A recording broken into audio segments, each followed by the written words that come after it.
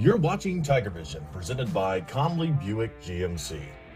TigerVision is brought to you in part by Conley Buick GMC, Conley Subaru, 662 Customs, Port Manatee, Arctic Air Home Services, Minnesota Pools, Clicking Spree, Garrett Richard, North River Prevention Partners, Full Circle Performance, Obie's Best Fresh Veg, WB3, DeVito's Auto, and the Manatee County Fair. Stay tuned, TigerVision will continue live after these messages.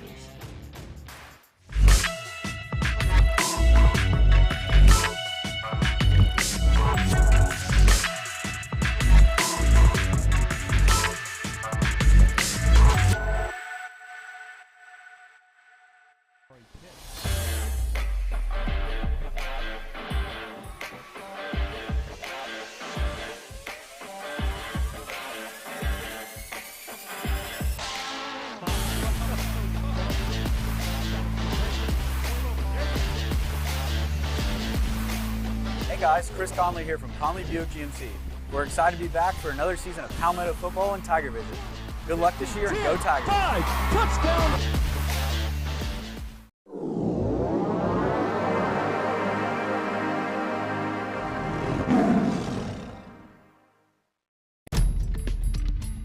Because I don't want to ruin my game. And vaping and sports just don't mix. Because I care about my lungs. Because it's more addictive than cigarettes. Because getting suspended doesn't look good on college apps. Because we don't know the long-term effects. Because it's stupid. What's your reason? Hello, I'm Scott Whitaker with Arctic Air Services. We started our business from the ground up and grew it based on the service end of the industry. We own over 50 vehicles, which we depend on every day to make our business run smoothly. We know the value and importance of offering great production and excellent service. That's why we choose Conley Buick GMC, because they provide us with the best cars and trucks and have a service department second to none. Next time you're in the market for a vehicle, I highly recommend Conley Buick GMC, where they'll treat you like family. Hey guys, Chris Conley here from Conley Buick GMC. Kickoff's right around the corner. Buckle your seatbelts and hold on tight. It's time for some Tiger football.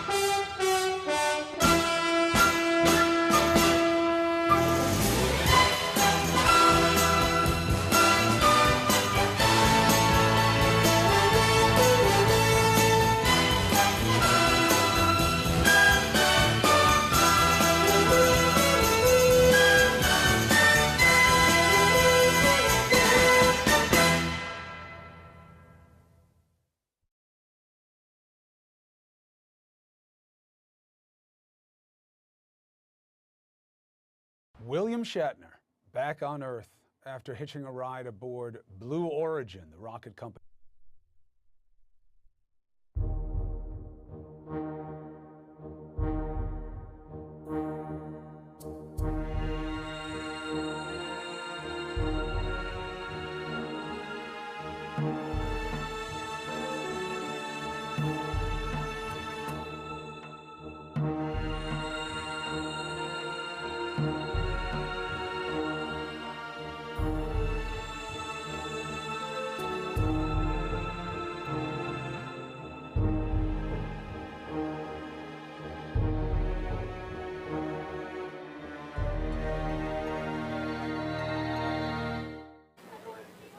Welcome, fans, to Harley Stadium in Palmetto, Florida tonight. You are watching the FHSAA Regional Quarterfinal on TigerVision as presented by Conley Buick GMC. Tonight's game between the number 5-seeded Wiregrass Ranch Bulls and the number 4-seeded Palmetto Tigers promises to be a very entertaining game. Hello again, everyone. I'm Brian Varnador, and I'm joined tonight by my broadcast partners, Mr. Rick Wells, Tom Porter with the Arctic Air Silent Report, along with our statistician, Stephen Johnson, in our Atlanta studio, feeding those stats to Troy Bellamy. We're going to rise and have the national anthem, and then I'll turn it over to Rick Wells.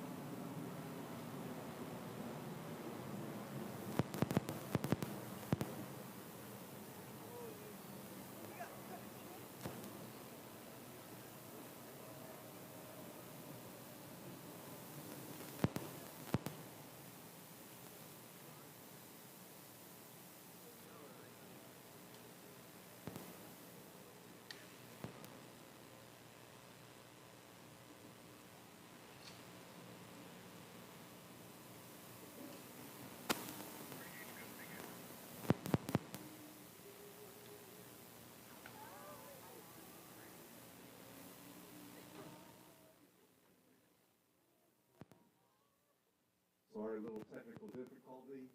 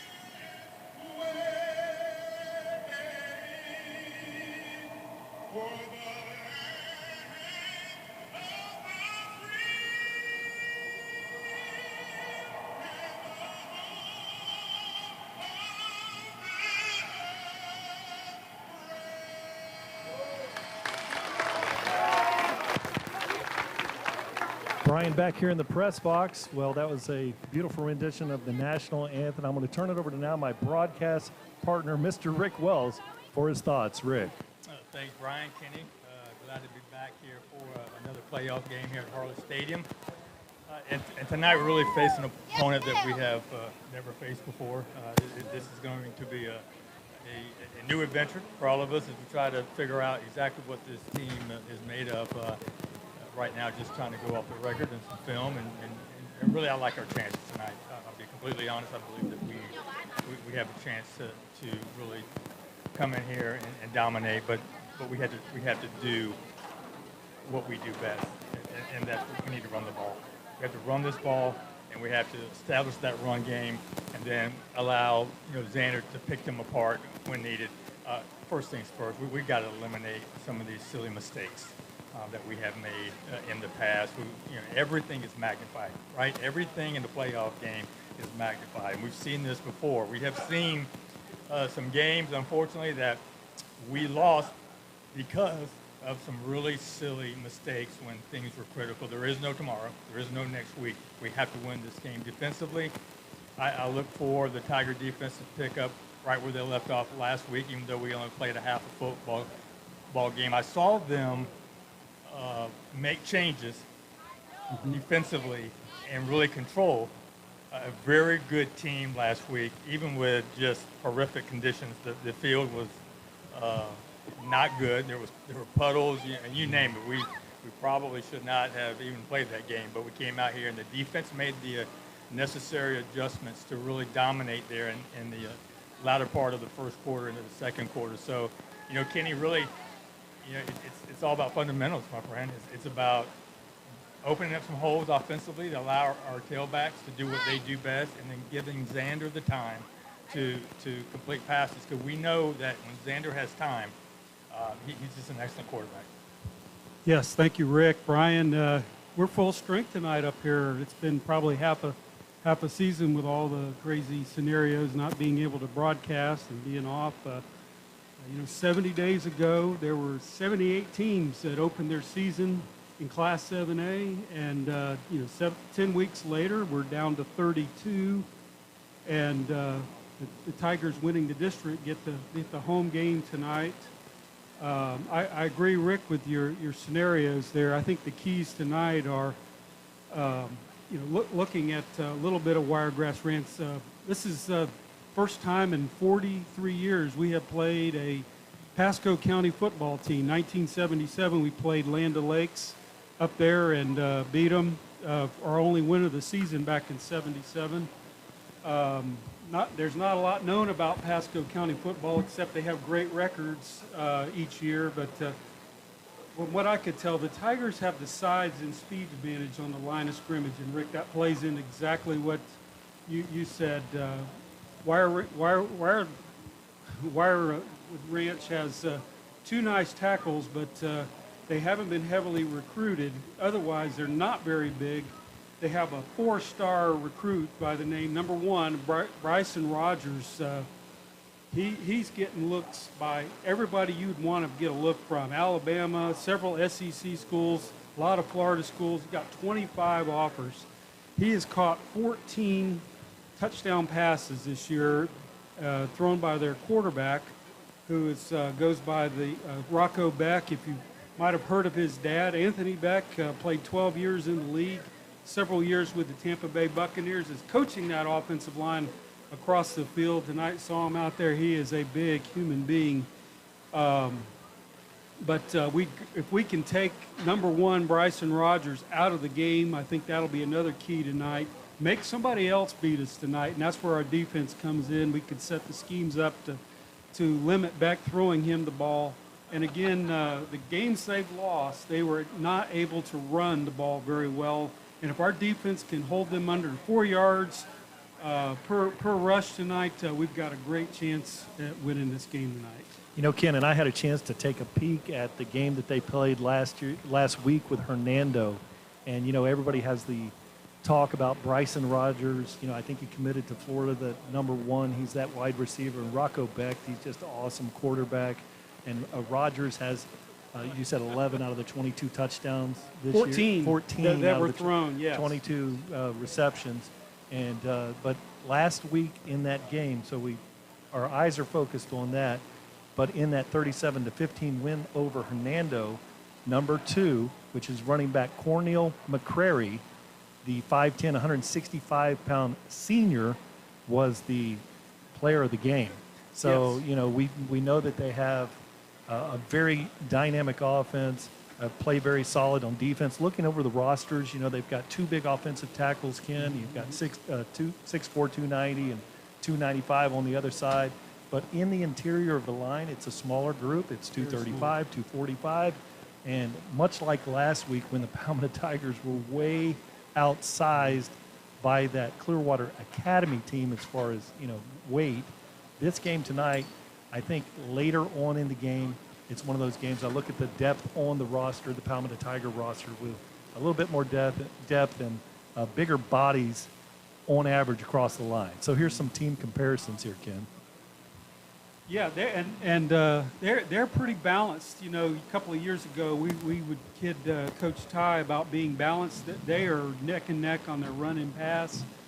By the total number of plays, they throw for a little bit more. They average 183 yards a game, but 324 yards a game is a lot of offense. The Tigers just putting up 270, 31 points per game to the Tigers 18.6. So it's a low-scoring game. Again, it plays into our advantage. Like both of y'all talked about, winning the trenches tonight.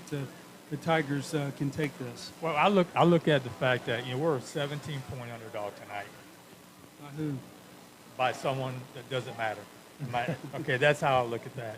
You know, I don't know what they compare these two teams to. I don't know what they're looking at. I mean, I don't even really know what type of schedule the Bulls have played. I know what type of schedule we have played. Yes. Coach Marino makes sure that these kids are battle-tested when we get into the playoffs. I mean, we played teams this year, gentlemen. We didn't have to play them. We could have brought in a lesser opponent that was going to almost guarantee us a win, but we don't do that. You know, we're out there playing Riverview. We're playing Venice. We're playing teams that are going to make us better, because that's what Coach Marino does. If I'm Coach Razzleton tonight, I'm looking at taking Sheldrick Simpson. I'm gonna line him right up there across from Rogers. Yes. He's a shutdown corner. I don't think that you can complete that many passes on Simpson. I really don't. We saw him basically take over the Venice game, knocking down pass after pass after pass. He was with us last week. Hopefully he's full strength tonight. But defensively, I think we match up very well. Yeah, you know, and Rick, looking at the kicking game tonight, as often happens, you know, with our soccer players, Joden Gallardo, dynamic field goal, extra point, kickoff specialist, will not be playing in the game tonight. So once again, we get into the quarterfinals of the season, and tonight it's going to be number 45, Brandon Gonzalez, kicking off, and extra points and field goals tonight. So again, the kicking game. The captain's on the game tonight. I'm looking out over the field there. I see number 74, which is Eric Brust, along with Kaiwan Smith, Derek Timmons, and Jalen Wester. And Ken, you and I were talking earlier about Jalen Wester. That half of football that young man had, he went into the game with 89 tackles. And that was a game canceled in there, and that game only went half a game. So in 8.5 games, now he has 103 tackles. So he had 14 tackles in the first half against a very talented team. The captains out there for Wiregrass Ranch tonight are the talented Rocco Becht out there, along with number 51, Tucker Schwab. And I'll pick up the other jerseys here in just a second. Number 21 is Nate Kidd. Outside linebacker. And a long snapper. He's an excellent long snapper. Hey, Brian, I'm here with Coach Marino. I'm going to get a couple questions for him, if you don't mind, real quick. Okay. Coach, obviously, week 1, playoff week. We're 0-0 right now. What was your message this week to this Tiger team? You know, just to embrace each other, because you never know. You know, you get it one game at a time. That's the only thing you're guaranteed. So, you know, just embrace one another and play for one another. And you know, let's just try to keep getting better as a full team. Senior leadership, you talk about it all the time. The seniors leading the way, especially in times like this. You get into playoffs and really see, you separate the men from the boys. Who should we look to tonight to show some senior leadership for this young Tiger squad? obviously on the offensive side, you got Eric Rust and Kaiwan, our captains, Jalen on defense. You know, but those guys have played well all year. Riley Jackson. And we're just looking at, you know, these young guys. They've really improved each week, and it's just exciting to watch them grow every day. They just keep making strides, and they just keep getting better every day, every play. And so we're excited to see how they perform. All right, Coach, thanks. Good luck in the first half. Thank you for that Arctic Air sideline report. The other captain out there is Abram Beer, and he's an outside linebacker, strong safety. He's a senior. I see him playing strong safety in college. That guy flies all over the field. He was the one I was most impressed with watching film, Brian. I mean, he was playing all three levels. He lined up as a safety. He lined up as a strong safety, free safety, outside linebacker, and even blitzed off the line of scrimmage.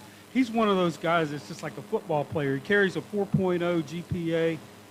By far the one that I was most impressed with. The outside linebacker, 21, is got a good pass rush. We're going to have to watch him on the blind side. You were talking about our kicking situation. I was holding earlier. Robbie was coaching up, so I jumped in there and held for him. I think we're going to be okay there. He was kicking the ball pretty good, and hopefully he's just kicking extra points tonight. And talking to Coach Marino, we're pretty healthy for where we are at this time in the season, week 12. If you go back last year when we had to play Hillsborough at Hillsborough, we didn't have a kicker. We didn't. We had, I think it was Robert Gavin that had to kick Robert off Gavin, for us. Yes. And we're used to this. We had to go for 2 when we scored. Yes. I mean, it was ugly, but we won that ball game. So it just shows you, how resilient this team is. But at least we do have Brandon Gonzalez. Somebody that can kick it. I also want to talk just briefly about Derek Timmons. Here's a kid who was a quarterback. And was the quarterback during the spring game. Was he not? Samarian Lang. I'm sorry, yes. Samarian Lang. Samarian comes out here last week as a receiver, has a beautiful route, gets a beautiful pass, scores a touchdown.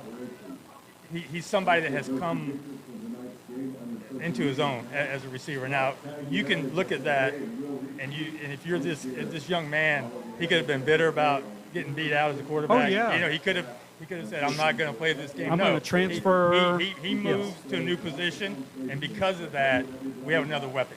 This weapon is going to be critical as we move through these playoffs because you can never have enough receivers. And the thing with a quarterback playing a wide receiver, running routes, you know what to look for. You know where to find the soft spots in the zone because you have to know that where you're throwing. So a definite extra weapon that we have here in the playoffs. Yeah, I want to talk about Timmons too because he's been the guy. He's been the guy all year, and we've been lucky to have him. And I've just been amazed all year at his route running ability. He's got strong hands. He's just, I see him having a really big game tonight for us.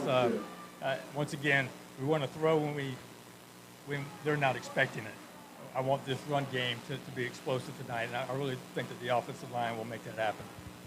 Brandon's got to know we kick off from the 4. There you go, buddy. Yeah, Brandon has to figure that out. Well, the fog machine. Whidden has smoked us out of here. We can't even see the 40. So we have to return the kick, Cornel McCrary, number 2. He's the 5'10", 165-pound running back out there with Isaiah Williams. He's a wide receiver, free safety, kick return specialist, and he's dynamic also, plays both ways for this Wiregrass Gonzalez team. is not going to put this in the end zone. He's going to be kicking to McCrary. McCrary's their all-around guy by total yards. He averages about 80 yards a game. As a running back, he's got 400 and some odd yards into the season and another couple of hundred catching the ball. You think McCrary can even see the ball? Well, I hope pretty thick. Whidden doesn't get in trouble here for overdoing it. Brandon Gonzalez will kick this one away, get a kick out of good coverage with our friends at DeVito's Auto, located in Ellington, Florida. They're going to have to cover this. I'm serious about the fact that I think they need to let that fog move out. You can see back there Cornel McCrary, and back there number 5 is Isaiah Williams. And they're back there waving their arms, waiting for the fog to clear. I was just in the Great Smoky Mountain National Park last week, and it's like I'm back. I mean, you can't. It's hard to see. That's that creepy fog, boys. It ain't moving at all. It's just kind of looming. All right, so now looks like things are clearing here. 12 minutes on the clock. And Brandon Gonzalez. So this is an interesting wrinkle. First time he's kicked off this season, and he's had a stoppage play. And he's not going to kick this one in the end zone. No, he's not. We got to cover this.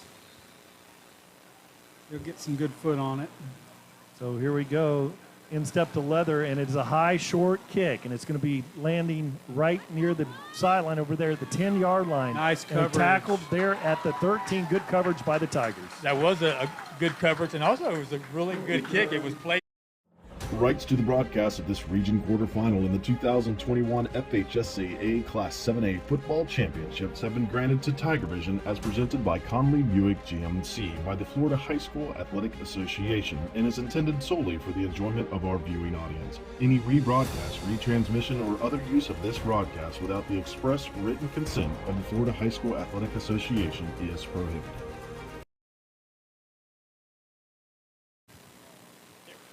You are watching the 2021 FHSAA Football Regional Quarterfinal on TigerVision as presented by TigerVision, Conley Buick GMC. Wow, that's great coverage on 13. So now the very talented Rocco Beck, looks like he's taking this one from, from the pistol formation.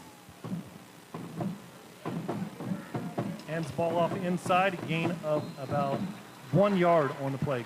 Great play by the defensive line there. Beck's an Iowa State Cyclone commit.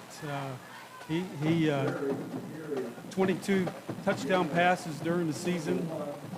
Great thrower. Marino's definitely worried about him. Probably one of the best quarterbacks we see. Not quite as big as his dad. He goes 6'1", about 195.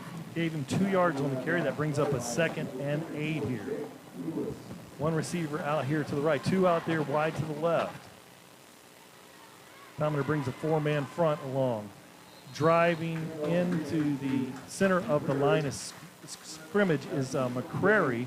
Short play, kind of slipped on his cut there. Looks like Jake Ruiz was there as always. Yeah, Ruiz on the nice stop, blocked in the back. 11:58 on the clock here, 3rd and a very long fall. We'll call it 3rd and 6.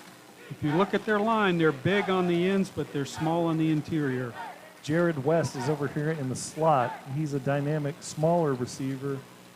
And this time he's looking out there, throws it in the middle of the field. Number 5 catches. He's hit all the way down, and that's Isaiah Williams.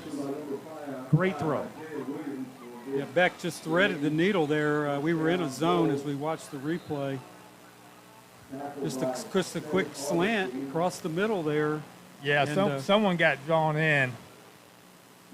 Looks like couldn't get a number, but Alzavian Houston got a little out of yeah, he got place drawn there. in instead of covering his zone there. So that brings up a 1st and 10. Ball is spotted on the 49-yard line. This time Bryson Rogers is over there on the left side of the formation. Out wide is number 5, Isaiah Williams. Over here on this side of the formation is Elijah Brown. Excuse me, that's Elijah Westbrooks out here wide to the right. Beck checks things at the line of scrimmage. A little movement in the backfield early, no call. This one's stopped up, and that's probably going to be, looks like Jake, I'm going to say Riley, that would be number 50 on the play. Riley Jackson. Coach Marino talked about him earlier in the pregame. 1 yard loss on the play, knifed across there. So you're already seeing a lot of push from the D line. I mean, they're getting into the backfield quick and really starting to show their athleticism. If we can just keep the passing game under control. So 2nd and 11. Watched a big game out of number 5, Drew Rump, in the center of the line today. He's huge. Now this time Beck looks and rolls to his left, escapes the pocket. Sets up, throws the long ball. Got a receiver out there, and it is caught. Incomplete pass. Wow. Right through his hands. And just missed it. Beck is not a runner. He's got good speed, but he's only rushed for 80 yards this year. just found some time there and allowed the receivers to get downfield. We just missed him, and then he just launches a bomb. I tell you what, there. that's nice. That's a 57-yard throw right in his across, hands. Just right there. 54-yard throw across your body. We're talking. We're over here talking about McCrary and Rogers. We need to keep our eye on Isaiah Williams. Yeah, he's played already. He's played the entire game here. He's back there returning punts. He's out here on offense. He plays defense. Just a dynamic player. 3rd and 11 here. Palmetto Tigers in a 4-man front. Beck looking over. Got some time. Throws it out there. Nice catch over there by the seed. And that's Williams again. And that's a first down at the 40. Again, he is very accurate. Only completes a little over 50% of his passes there this season, but my goodness. If you watch the replay, our linebacker there on the outside tries to get in the way and just overthrew him and put it right in the only where the receiver could catch it. 9:23 on the clock. Impressive for Rocco Beck opening series.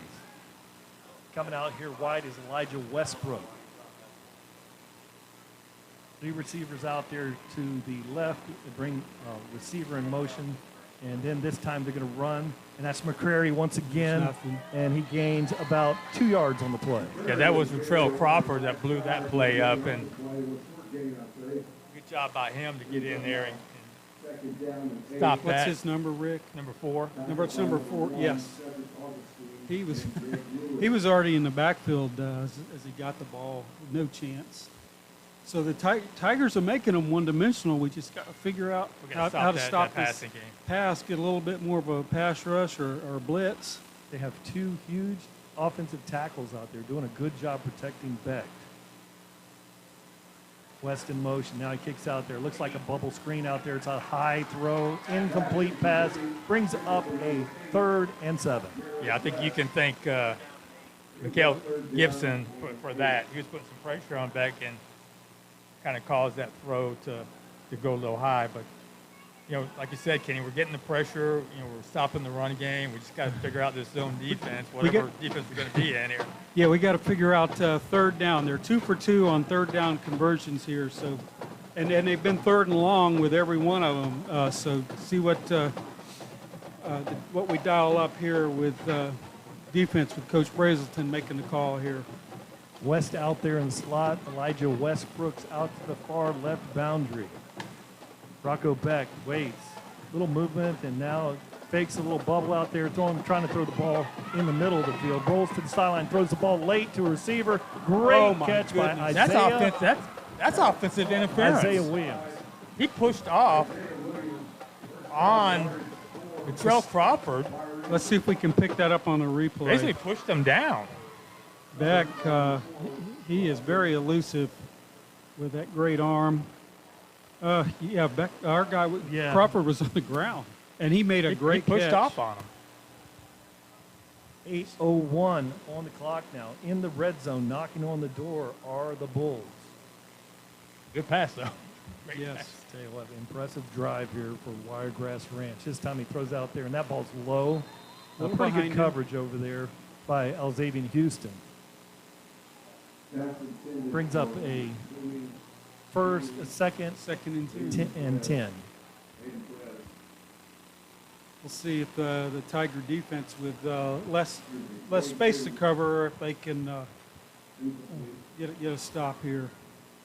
Getting the pressure. Yeah, that main, Isaiah Williams has been the main target, and he has produced. Beck waits the snap.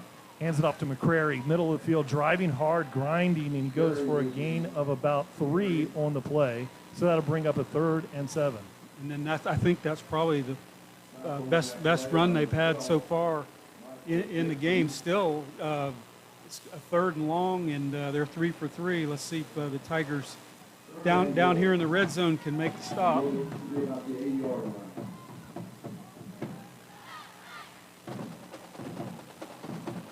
Beck has 2 receivers on both sides of the formation, drops back, plenty of time, nice pocket back there. Initially rolls to his right, throws one out there, and he throws it to West.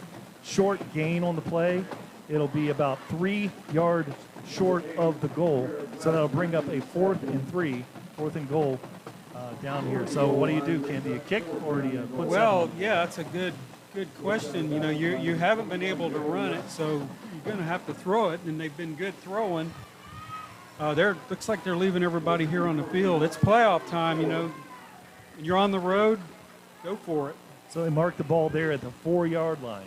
Yeah, I mean, they could be just trying to draw us off sides. So Cornell McCrary is back there with Beck. He has 3 receivers, bunch formation out to the left, and he's looking that way, but he checks off, throws to his right. Great pass rush there. Jalen Wester. With all those tackles and plays he had last week, I don't know why he was throwing his way. That's a really outstanding job by the defense to get off the field here and keep the Bulls off the board.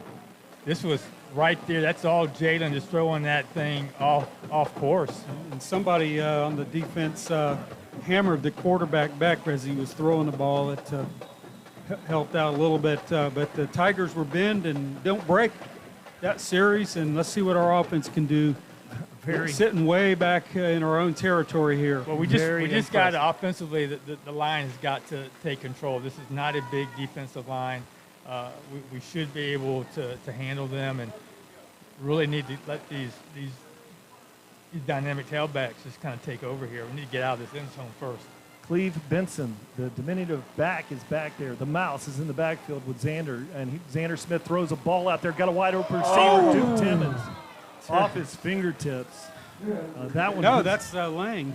Oh, that's Nuka Lang. Nuka Lang. Wow. That was 6 points, Rick. That was. It was there. Let's watch it again. That was a good pass. My goodness, I thought he was going to bring that in. Looks like It must look like he mistimed it a little bit. He tried to jump a little too early, didn't he, Tom? Yeah, it looked like he came down as the ball was just going over his head. The good thing is I might stretch the defense out a little bit here because we definitely need to worry about getting a first down now. Well, you hear Troy talk about it all the time, but I believe that our receivers can beat their corners. Yes. I really do. And you're back there with one single high safety back there in the formation. So puts a lot of pressure on that. Which is Isaiah Williams, by the way. He's really good. Both ways. Yes, good call, Rick. Xander Smith drops, rolls to his right, looking for a receiver. Throws another long ball out there. Overthrown, and that one was intended for Lang again. Yeah, Nuka Lang one more time. Well, he's open. We just cannot get the ball to him. But here's the situation now. We have to pick up a first down here. We are deep in our own end zone, 3rd and 10. You don't want to be kicking from next to your goalpost. Definitely not. And there's enough pressure on Brandon Gonzalez tonight.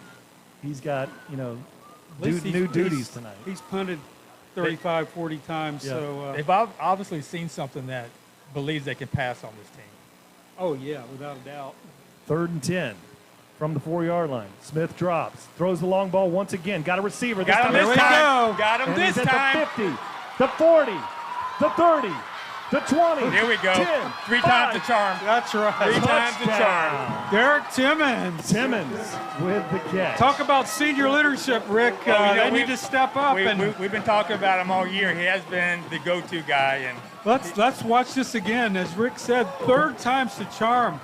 Just running a go route here across the middle. It just beats the coverage there. You were talking about the single high safety. Yep, go 90 some odd yards and see how fast our receivers can run after the catch.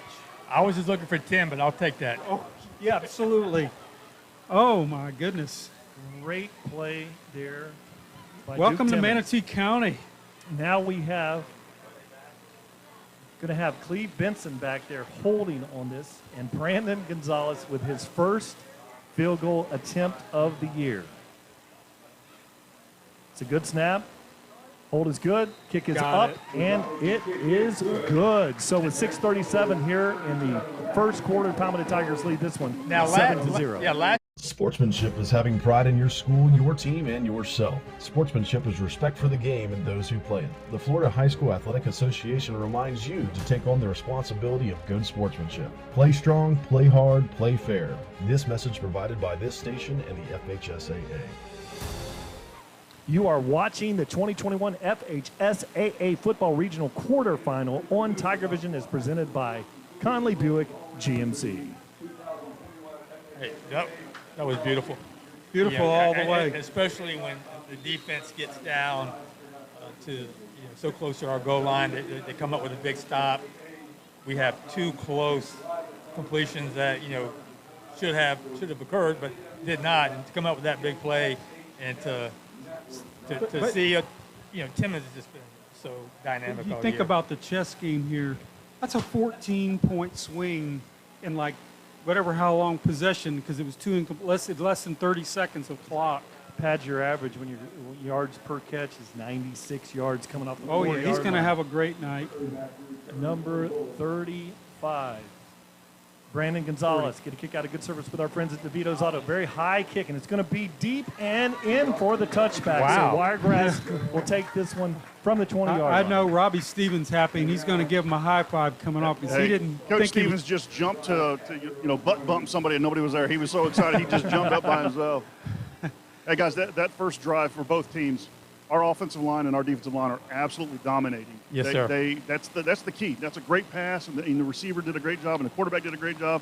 But, man, that line, there was no pressure on our quarterback, and the defensive line was on them all day. So the good job for the big boys on that first 2 drives. Yeah, we got so focused on Timmons. I mean, that was just a beautiful pass by Xander. Yeah, it's a great the pass. freshman. Let's see what Coach Brazelton dials up to combat their passing here. This time in the backfield is Kenneth Walker. He's a little bigger back, 6 foot, 205-pounder back there. And this time they hand it to him, nowhere to go, and a great play by Ced Augustine. Wow. Augustine's doing that pass rush against one of those big defensive linemen that looked the part, 6'5", 300 pounds. I'm anxious to see how that's going, and so far he's winning that battle. This time they have over here wide to the boundary is Isaiah Williams.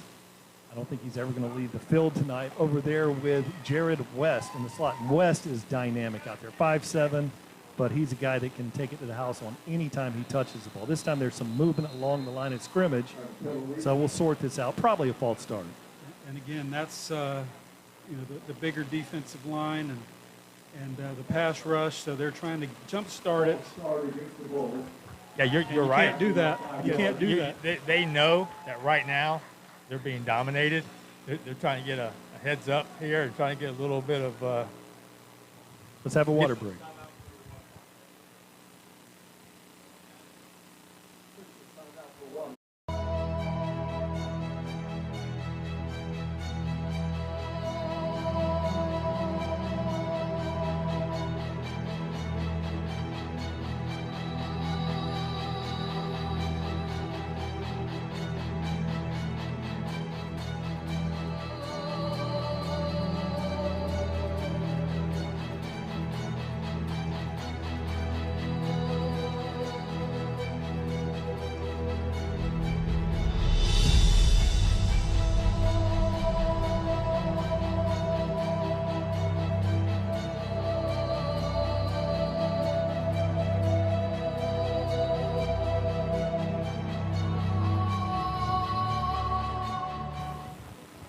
Now coming out of the water break, the very impressive offense there, Wiregrass Ranch. The Bulls with Anthony Beck back there. 2 receivers on each side of the formation. It is a 2nd and 14. Beck looks, big pass rush coming, throws it late across the middle. Great play to West, and he's going to go out of bounds. Nice pickup on the play of about 9 yards. That was a special play there. I mean, most quarterbacks would have just thrown that away, but he knew right where number 8 was there. If you watch here, look at this pass rush. He got hammered. He hung in there and got hammered. Impressive by Beck. I mean, just that was Jared West on the other end of that. On the catch, but just hang in the pocket like there and complete that pass under heavy duress. Just an impressive play. 5:39 on the clock. Press coverage over the big receiver. He looks out there, throws a late flipper out there. Oh, what a play. A loss. You know who? On the play. Big baby, Jalen Wester. Picking up right where he left off last week. It really is. I think that was Kenneth Walker on the reception. It was. Yeah, he got up a little slow after that hit. Watch this hit. Bam, right in the gut. Wow. That's an unbelievable tackle. because you're by yourself. You're in no man's land right there. Now it's going to be interesting here. Nate Kidd, who plays linebacker, he's the long snapper. He's a good one. He's a senior. He's 6'2", 225 pounds, and he's going to give it to number 15, Jeremy Caruso. Back to punt. Back to return the kick. Is Simpson on the return. Oh, way over his their head. movement there, and that saved them. Yes, it did. That was going to be a safety. Yeah, that was going to be good for the Tigers and not so good for the Bulls, but movement on the line. Again, it's the we had talked about, all of us in our pregame, who's controlling the line of scrimmage is going to win this game Well, tonight. that's, we felt that we could, but you don't know until you see it, right? That's right. You got to execute, but so far so good for the offensive line and also the D-line, just really taking control of this ball game early in the first quarter. Now Nate Kidd will snap this one back, and he has Jeremy Caruso, number 15, back there. Jordan Simpson back to return this. His heels on the 48 line. Another high, wide snap, and it's in the middle of the field. Get away from it. And Let's let it it bounce. trickles out of bounds at the 45. So we're going to have great field position, and we only have to go half of what we went last time. Excellent field position. We got a lot of whistles going off over there. I don't know what's. There's a flag. They did move prior too. That was pretty late. That looked like unsportsmanlike. Is that after the play? Yeah, it was way after. Okay, so in sportsmanlike on the Tigers here, that's going to back it up. The ball's on the 45. So we'll put us back to the 40. Was that trash talking? Do you know, Tom? What was it? I didn't see it. I believe it was number 20 running away from it as they were throwing the penalties. I didn't see the actual incident. But there was nobody locked up over there that I could see. It's very important, and I know Coach Marino is probably telling them right now, you have to keep your emotions in check. These are the little the aggravating penalties that shouldn't happen. Now, we lose 15 yards of field position. It could be a 4-point difference if we could have scored a touchdown and only kick a field goal or get nothing out of it. It'd be a 7-point. So the ball did trickle out on the 46, and the Palmetto Tigers are going to have the ball on their own 39-yard line. This time Xander Smith is back there empty in the backfield. 4 receivers out to the right side of the formation. Now he throws a little bubble screen out there. His knee down. We'll get a good look on that. It was very close to his knee, and that was Timmons out there. Timmons. That referee was right behind him. Here we go. Look at this great camera angle. And he's correct. He's down. He's down. So great call by the FHSAA officiating crew here. Xander Smith has this one. And that's outside. Oh, there we go. There we go. That's encroachment there on Wiregrass Ranch. So that's going to, it was a 2nd and 11. And so that brings up a 2nd and 6. So Rick, it works the other way, too. Right. If you can't get a pass rush, you got to jump. Yes, the snap count, and Xander fooled him on it that time. Absolutely. 4:20 on the clock here. Palmetto Tigers break the huddle. This time they're breaking out. Big Duke Timmons is over here wide to the left side of the boundary. 6'3", 190-pound wide receiver. Option to the right. Smith keeps it early, and then he pitches it late.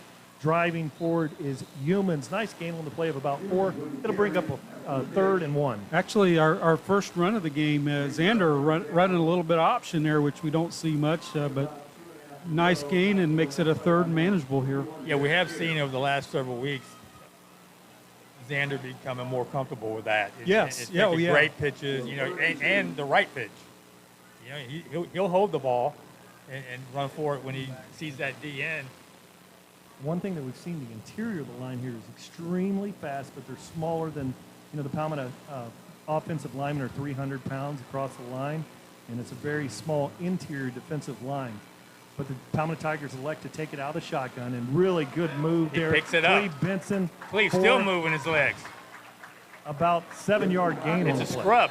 I think the replay will show you that when he makes that little cut there, he might have been heading to the middle unless it was a counter, and there was nothing there. Right there, 21, which you've been talking about, Brian. Nate Kidd. Nate Kidd, the long snapper and outside linebacker, and I'll just go a different direction. One thing when you got a talented long snapper at linebacker or whatever position out there, can be so devastating in a high school football game because you rarely have a backup long snapper. Yes. So that brings up a 1st and 10, 2 minutes, 50 seconds on the clock. This time, it's a little jet sweep. Beer comes over for the tackle, but the ball's going to be marked at the 41-yard line. Rockland Lodge. Got to get him in the ball game and utilize his talent. Nice little jet sweep there. I like the fact that we're going no huddle, lining up quick. They're trying to get subs in and out. Xander Smith fakes the handoff, and he looked out there, and then wisely takes it up for the first down on the sideline. Fantastic. Nice job. He was going to go out there for the tunnel or the bubble screen out there. A defender out there, number 8, had jumped at it, and he was going to pick it. It was going to be a pick 6 if he went for the intended receiver. So Xander Smith tucks it and runs for the first down. Heads up play. That play was going nowhere.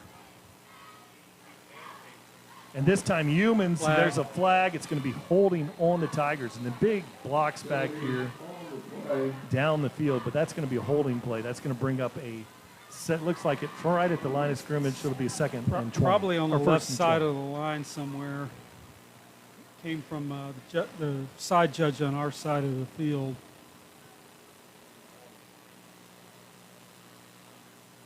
On a chop block, guys. Chop block, okay. Well, you had Mikkel Holmes out there and somebody else on a linebacker, and they put him on the ground, and you could not even see the Bulls linebacker. I mean, they are really coming out aggressive tonight. I'm liking what I'm seeing. Don't like that chop block. But one thing with the speed of the defense back there, this is a really good situation to set up some kind of little jailbreak screen or some screen actions. But this is a very fast secondary out there, and you don't want to have them jump on the screen passes. This time Xander Smith looks, throws a long ball out there, and that's going to be great job. Actually, number 9 had it in his hand. Yeah, which number is 9, Noah Coates, but then actually was broken up by Elijah Westbrook. Yeah.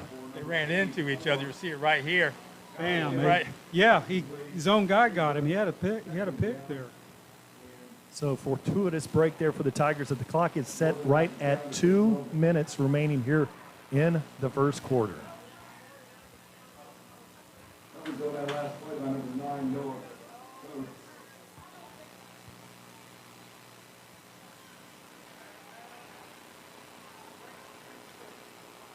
This time they throw the little screen out there behind Humans, and their incomplete pass. That's going to bring up a 3rd and forever here. Yeah, and 26. Xander had a lot of pressure on him by number 30. Alex McGill came in there just about unblocked, which is what you want to do on that screen. But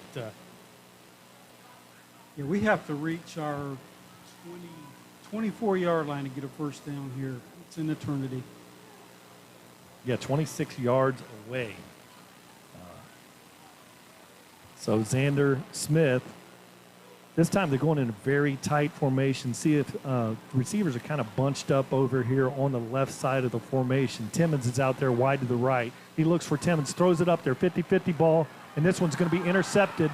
And really as good as a punt, goes to the 19-yard line. Good play by number 22 there, which is Elijah Westbrook. I like the call. You isolate one receiver, throw that 50-50 ball. And, again, worst case, it's no worse than a punt. They have to go 80 yards to score on us. if we can keep that defense on the field for several minutes like we just did, I mean, they're already tired, and they're taking a lot of pounding right now. This really will help us third and fourth quarter. So 1st and 10 here for the Bulls. Good defensive stand there. Ball spotted at the 19-yard line. Beck hands it to the back. Palmetto Tiger defender, really nice cut there by McCrary back there. Goes for a gain of about 3 yards. I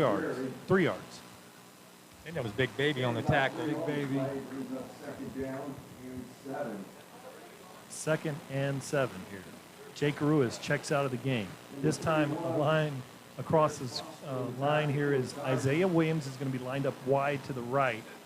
And this time they're going to slip the dynamic receiver, which is Bryson Rogers, out here in the slot. West is out there wide to the left. Looks for West early. Now he throws a wheel route down the sideline. Oh, Good coverage. That's Looked like the offensive interference. He held our DB.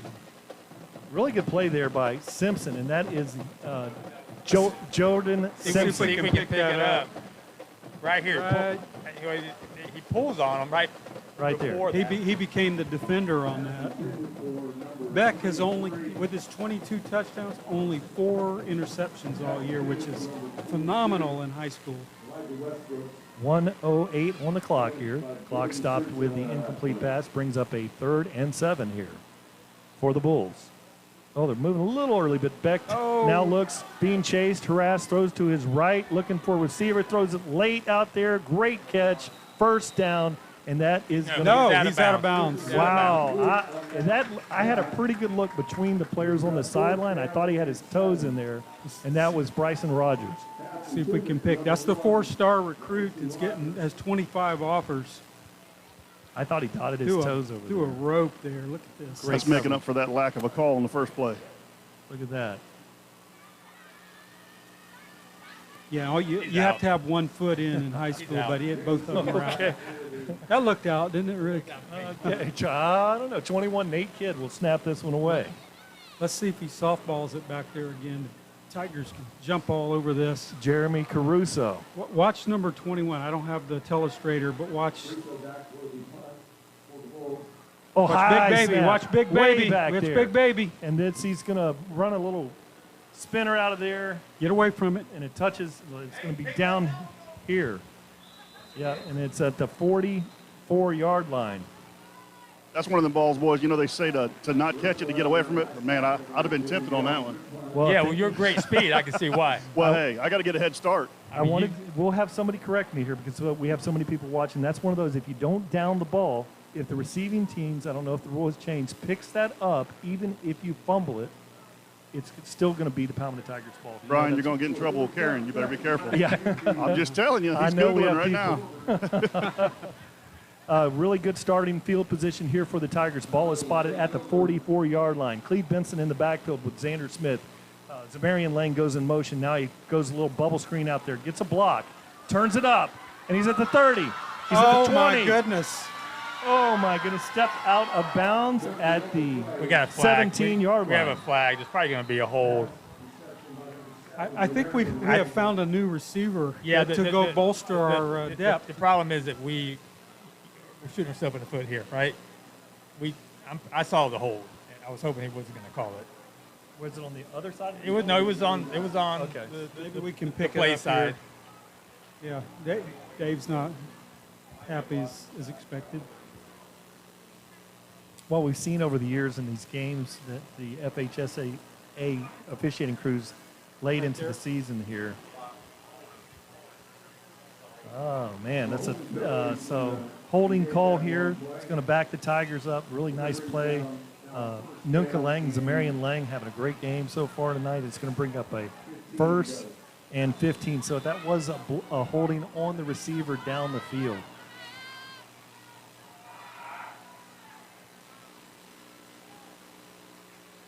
About 4 receivers to the right. Smith looks, throws it out there, takes a big shot, got intercepted. How do we not get a flag on Westbrook steps out of bounds there at the 28. Looked like there was a lot of contact between the receiver and the defender there back on the end of the play.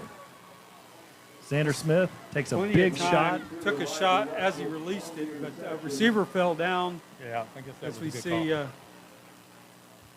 And they're bunched up together there too. I don't know if that was the intent. See, we're allowing them to hang around. Right? We even if we didn't score on that the last play, we're deep into their. We've had 2 possessions on their side of the field, we're going back, and we have not. Yeah, we have not taken advantage of that, and we have let them stay in the game. You're so right, Rick. Beck with 3 receivers out here, the right side of the formation, 2 receivers out there to the left. Empty backfield. They're coming. He looks. He tries to escape pressure, and he can't do it. And that's going to be a huge sack on the play. Number 12. Yeah, and that's Mikkel Gibson out there. 6 foot, 225-pound sophomore for the Tigers. They just bull rushed them there. No chance.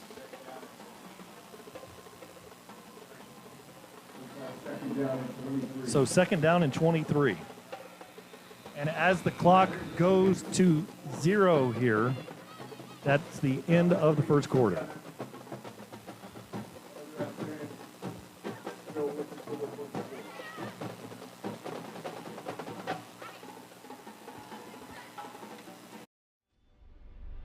I'm Tom Redmond, delivery specialist here at the all-new Conley Subaru, and this is the 2021 Subaru Crosstrek Limited with the EyeSight system. Subaru's EyeSight driver assist technology is a set of dual color cameras mounted high, scanning the road, trying to help you avoid or reduce frontal impacts. The Subaru EyeSight system, helping you stay safe. Visit us at 816 Cortez Road West, Bradenton, Florida, where we treat you like family. We remind you the rights to this broadcast of this regional quarterfinal in the 2021 FHSAA Class 7A Football Championships have been granted to TigerVision as presented by Conley Buick GMC by the Florida High School Athletic Association and is intended solely for the enjoyment of our viewing audience. Any rebroadcast, retransmission, or other use of this broadcast without the express written consent of the Florida High School Athletic Association is strictly prohibited.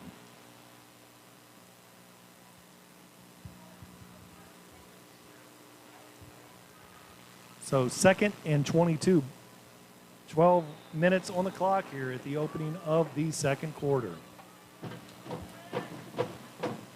Beck back there in the pistol formation, sends the big back out into motion in the flat. Palmetto Tigers jump offside, so that's going to bring up a 2nd, and we'll call that 17. Left defensive end. Augustin.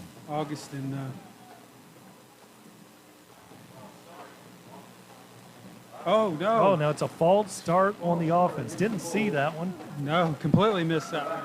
So Augustine must have been short of encroaching. I didn't think that he went across the line, but it's hard to tell from up here. It's hard to tell. So the lineman generally, will point, and then that created the false start there. Man, so that 2nd and 27 here.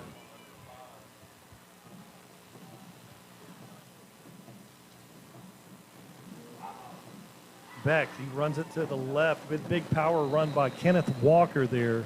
6 foot, 205-pounder. Not much of a gain there. Good tackle there. Yeah, good job by number 31, Derek Foster.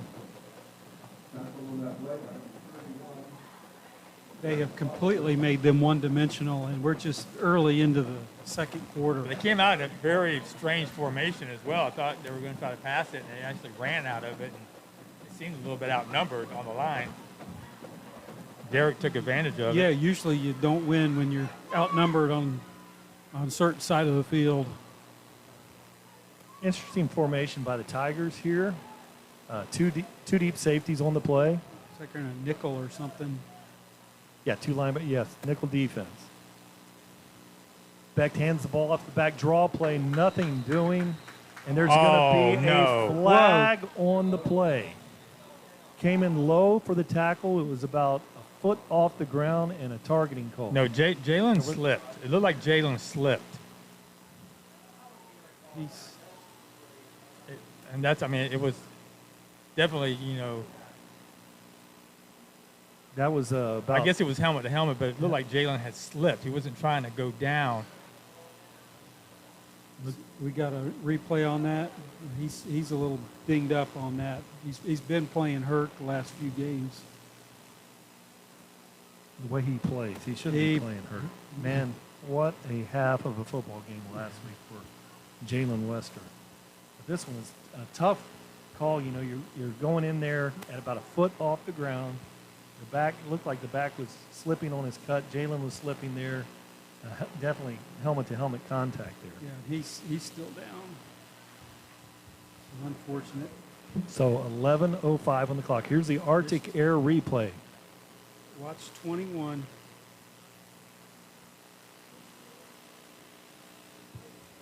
It's kind of weird. Yeah, weird. It didn't look like Jalen hit. Maybe he got hit get the hit from before. Man, that's a big one. Personal foul. It's not hitting the quarterback. That's going to be a target. I don't know if it's a target. Called targeting in high school. It'll be personal foul. Personal foul, 15 yards. Won't be an automatic first down in high school unless it's defense's quarterback back there. Tom, what do you think? Are you scared? No, it looked like he slipped to me, and obviously there's a reason why we have these rules in place. Obviously, both of these kids are hurt right now, whether it was intentional or unintentional. It appeared to be unintentional, but it looks like they're about to stand this young man up, which is great. Jalen's been up and down over here on the side. Couldn't tell if he was holding his arm or what. Didn't look like it was too bad for Jalen, but he's a tough kid, so it's hard to tell. We have our first quarter stats. The Tigers have outgained Wiregrass Ranch 124-97, but the majority of Wiregrass Ranch's stats were on that first drive on about 3 or 4 pass completions on third down. The key there, only 12 yards rushing on 7 attempts. Remember, pregame, if we can keep them under 4 yards per carry, they've lost every game this season when they have not averaged 4 yards a game, averaging over 6 for the season. Xander Smith wants to keep his completion yards, one completion for 96 yards. That works. That helps the passer rating out a lot. So this 11:04 on the clock. Tonight's regional quarterfinal game in the 2021 FHSAA Class 7A Football Championships is sponsored by the Florida High School Athletic Association. The Florida High School Athletic Association is a democratic organization with a membership of more than 700 middle and senior high schools, all committed to ensuring that Florida student athletes can compete fairly and equitably in an educational environment. The Florida High School Athletic Association, building leaders through teamwork, sportsmanship, and citizenship. Watching the 2021 FHSAA Football Regional Quarterfinal on TigerVision is presented by Conley Buick GMC.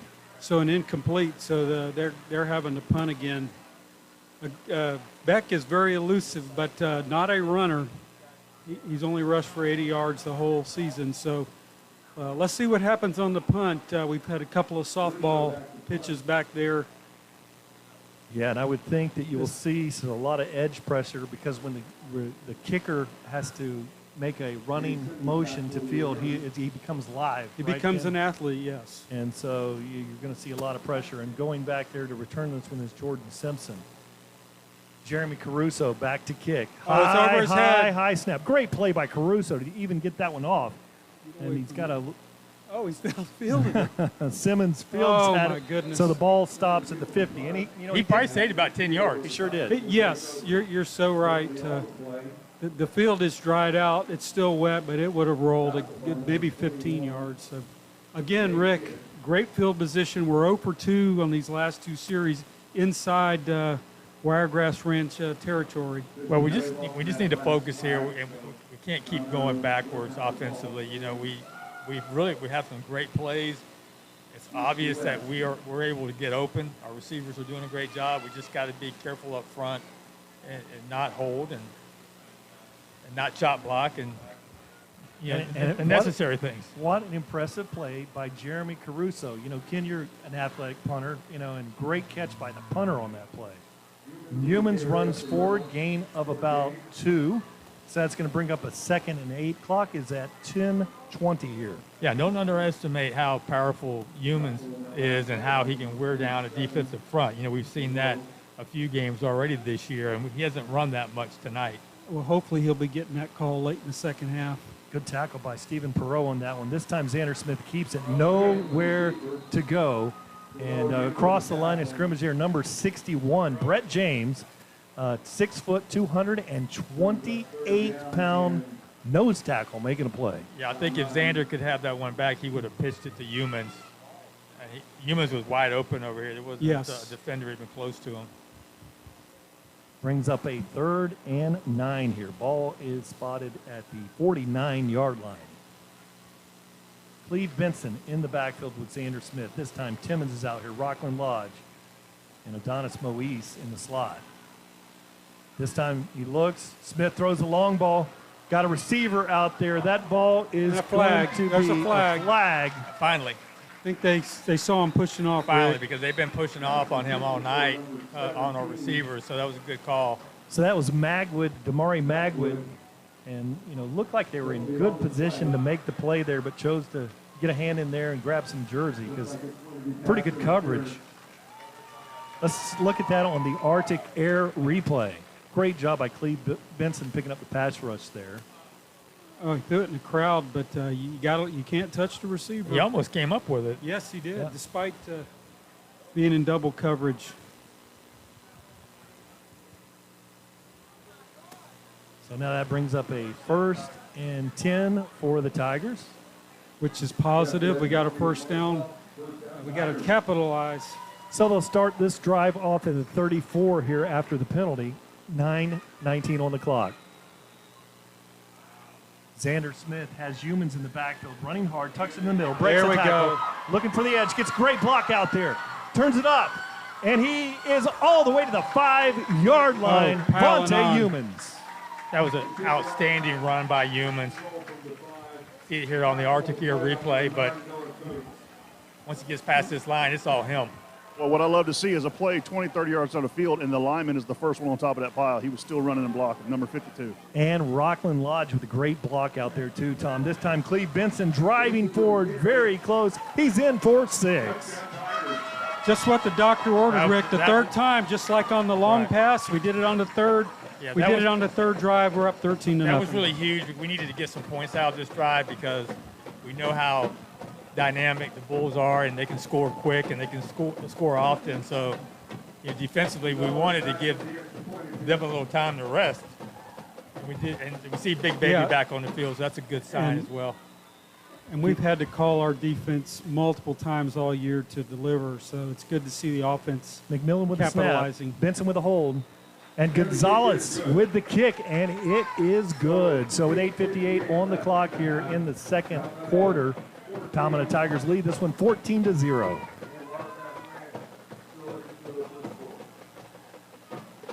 Well, so far. For the latest official news about Florida high school sports, including results of all rounds in the 2021 FHSAA Football Championships, visit FHSAA.com, the official website of the Florida High School Athletic Association. That's www.fhsaa.com. Catch live and on-demand postseason coverage of Florida high school sports at www.nfhsnetwork.com. Brought to you by the NFHS Network, the official online partner of the Florida High School Athletic Association.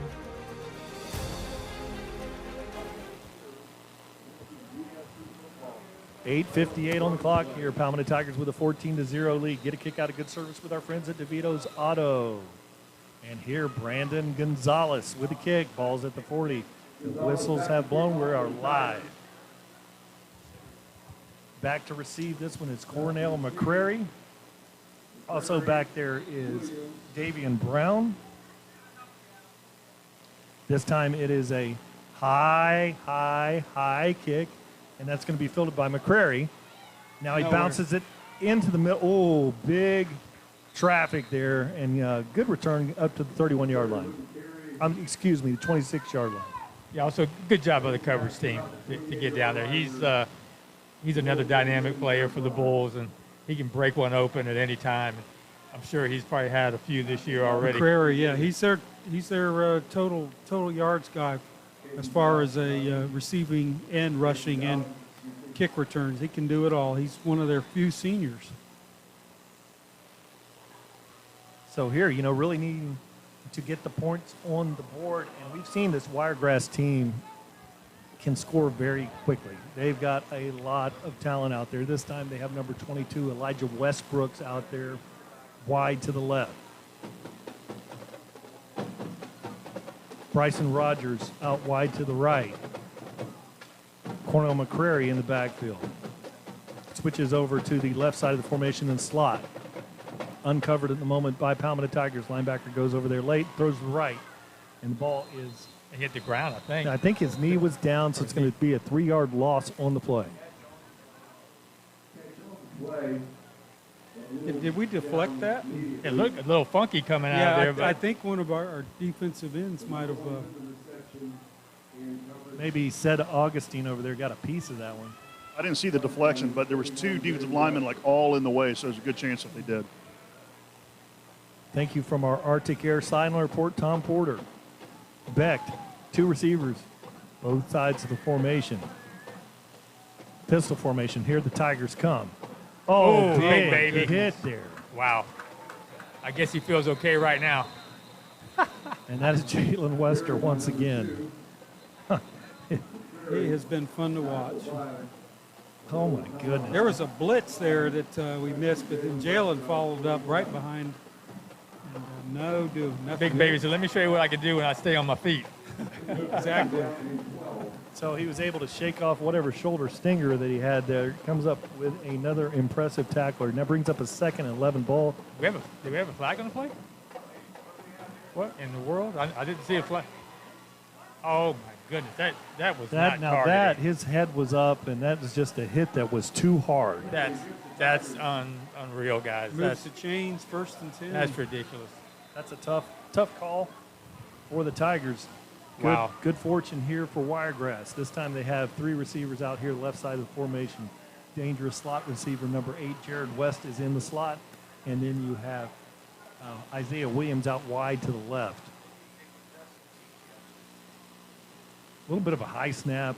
And then the Tigers there, it's a gain of about 2.5. 2 defenders on the play. Mikkel Gibson. Guys, I love it. Coach Walls, 4 seconds before that play goes off, is yelling, run, as high as you can. It's a run, it's a run, it's a run. It looks like a pass, but he knows. I mean, they've been watching enough film. They know exactly what's going on there. It was pretty impressive. Yeah, one thing we have here at Palmetto High School is a fantastic coaching staff. 7:22 on the clock now. 2nd and 7. Ball spotted on the 44-yard line.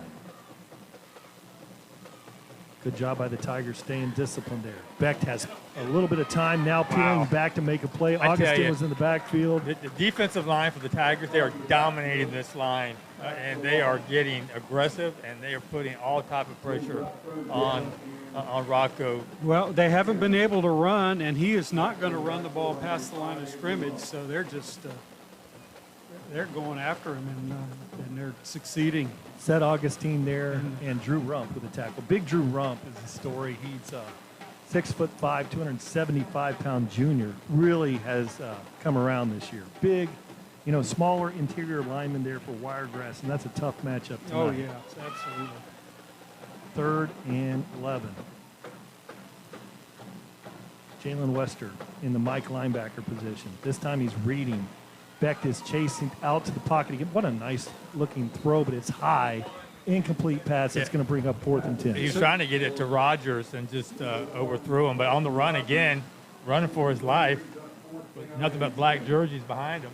And that's actually the first target for Rogers for the night, and we're halfway through the second quarter, and he's been their go-to receiver, 40 receptions and 14 touchdowns. Very reminiscent, guys, of that Tampa Bay Buccaneers defense, where the defensive line is being able to do so much damage to that offensive line and put so much pressure on the quarterback that the secondary and the linebackers are able to cover, and that's really shutting them down completely. It's just like that right now. Good point. A lot of wrinkles. You're seeing a lot of twist type. Yeah, Tom, that was right on spot on. It reminds me of Warren Sapp and Brad Culpepper. They would do so many stunts along that Tampa Bay line years ago. Tampa too.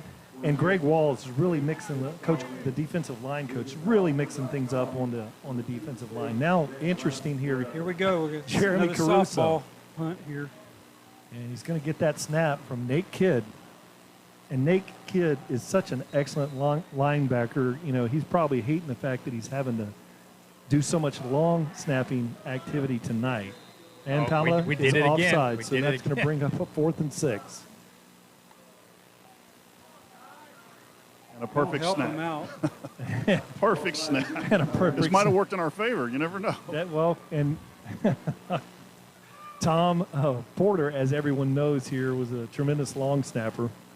You can take one of those words out. Yeah, he was a long snapper. And so what, snapper? He saw. I was able to get it over the punter's head. This kid needs to work on that. All right, so Kidd will fire this one back. Oh, nice punt, but he missed it. Gets the ball partially blocked. And it's a live ball. Palmetto picks it up. Crazy looking play. I don't know how we got that ball at the end, but we did. That was a crazy play. Guys, I'm standing here with Troy Bellamy, and we called that the last punt. I said the ball's going to hit him in the hands, and he's going to drop that ball. He's catching everything over his head, but he can't catch it when it hits him in the hands. Yeah, it hit him right. You're right. Oh, that's hilarious. Yeah, Troy usually It's has too things easy. figured out. We miss him up here in the press box tonight. You know, He said he was feeling like walking around tonight. He didn't feel like doing much. okay. All right, 6:01 on the clock. We're fortunate we got to keep that ball. Well, yeah, because I thought we were going to end up fumbling it. Yeah, fumbling it after back we and possessed it. helping them out again. Plenty, So, another short field. Plenty time, short field. 6:01 on the clock. You're starting on the 42-yard line. So 2 receivers out here. We've got Duke Timmons out here wide with Malik Callaway out there. Or is that Adonis Moise? Yeah, well, now he flips that one, and that's Duke Timmons goes down there, makes a fine catch, and he's going to be right at the mark. And I like Duke. You know, he catches that ball the way a receiver should. He gets his hands out there, and it's never close to his body. Runs a good route and nice target. Yeah, he was wide open. Yes. Don't have to throw the bomb every play. And this time, 5:42. That's a first down option this time. Pitches out there. Humans lowers the boom. Good tackle there on the play. And that was number 20. See the number on that one. 25 there. And that is Jaden Barron. Little linebacker. Man, great tackle.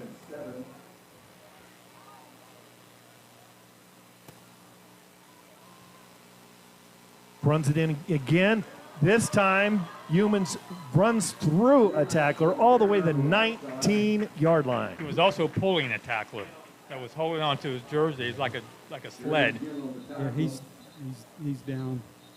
Looked like the same play he had the long run on. So while we have this timeout in the action, that's Humans that's down on the play. Reaching up there around his collarbone area. 5:10 on the clock here. Remaining in the first half. Palmetto Tigers with a 14-0 lead and the ball. Hopefully he's going to be okay. He's such a big part of this offense. He's a hard runner. You know, he's always giving abuse at the end of every play. Him and Benson complement each other because of their unique styles of running the ball. Now, Tom Porter, the Arctic Air sideline during this pause in the action, you know, I was looking over the statistics. Palmetto has had a lot of adversity this year, having to play 3 quarterbacks, Marion Lang and Xander Smith, and also Cleve Mouse Benson.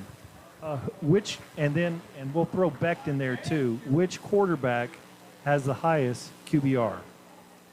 I'm going to go with the unlikely Cleve Benson. How about that? Ted, you're always right on the mark there, Tom. How about I think that? he has 3 for 4, I think. Yeah, he has a He's actually QBR. 4 for 4 because he's got a pick too. Yeah. Not many sideline reporters in flip-flops can make that call. Troy, the sideline reporter, didn't know it, but Tom had to figure it out. Okay, bye. Yeah, sure. And now Xander Smith breaks a tackle. Driving forward. Look at Big Xander. Run all the way down to the Look 3-yard at line. Xander. All I want our quarterback to do is just to keep the defense off, just Keep 'em on honest. balance, Yeah. honest, but my goodness. I got to tell you, that looked improvised. That was a great run, Look though. at this. Looked And improvised. that's a big boy running at you there. Yeah, 6'3", 225-pound freshman. Gentlemen, we got Big Baby in the game on the offensive side. Okay, so there's 2 things you could do here. You can run behind Big Baby out there, the number 21 linebacker, and you're going to have Cleve Benson in the backfield. He can tuck back got there to the Augustine left side in and there, pop too. out the right. So let's see what he does. He drives forward. Nice He's gain gotta be on the real play. close. He was right He's there. got to be on the half-foot line. So he's got to be inches away. Great shot by our camera guys here. We're right there. In the Tom, what are we, half a yard? Almost a full yard, looks like. Okay. His knee was down as he was falling. So I think you just do the same thing here. We've got an injured player now for the Bulls. Injured player. So, Tom, on this next spot, I want you to be right on it, right here in the Palmetto High press box. We're at that point where we're looking through the frosted glass here. So It's we're very need you. Christmassy. It is. It's Christmassy year round. So help us out. I got to tell you, talking about the weather, guys, I don't know if it's humid in there, but it's very nice tonight. You know, last week we had such a rough field and, raining on and off, and man, it's a beautiful night. decent crowd tonight, but obviously we suffer from TigerVision-itis around here. We got such a good broadcast that people stay home and watch. But that was a pretty good turnout tonight. We were very impressed with you and your sideline reporting last week with your little umbrella. Yes. I mean, you did a good job. Appreciate you. For the first time in, this would be 11 years, I guess, or 10 years, I brought us an umbrella. I've never had an umbrella before. And, man, I tell you what, I should have gone back and used that 9 years ago. Did you get that from your daughter? I did, yes. Yeah. It had a Hello Kitty on there. I had to hide that from the guys on the sideline who beat me up over here. You go from a football But you're becoming player, a better sideline reporter by having an umbrella, so that's good. Well, he's using that process as improvement. We've had many games where he gets out of range, and that umbrella is like a big antenna. It helps him out there. I always have a dual prop. effort there. Flip-flops tonight, boys. So. Oh, this time it's a quarterback sneak. Easy. Call it, Tom. Love to see it. Boy, the entire line got in that time. Touchdown. Everybody. Beautiful. So Xander Smith drives forward, quarterback sneak. Get up. A really nice job by the O-line that series, Kenny, and we no penalties. Yeah. Didn't get pushed back. Kept moving forward. That's been the key. You stated that earlier. If we can just stay moving forward and don't kill ourselves with dumb penalties or offsides, catch the ball. McMillan with the snap, Benson with a hold. Gonzalez with a beautiful looking kick, and it is good. So the Palmetto Tigers have a 21-0 lead with 4 on the clock. So once again, defense was able to get some much needed rest and come back out here and just try to continue to dominate, Brian, right? We got to dominate defensively and get the ball back to the offense. 4 minutes left. We can get out of here this first half without them scoring. That's a huge confidence booster. Yes, for this defense. and a very good point, Rick, because we get the ball Right.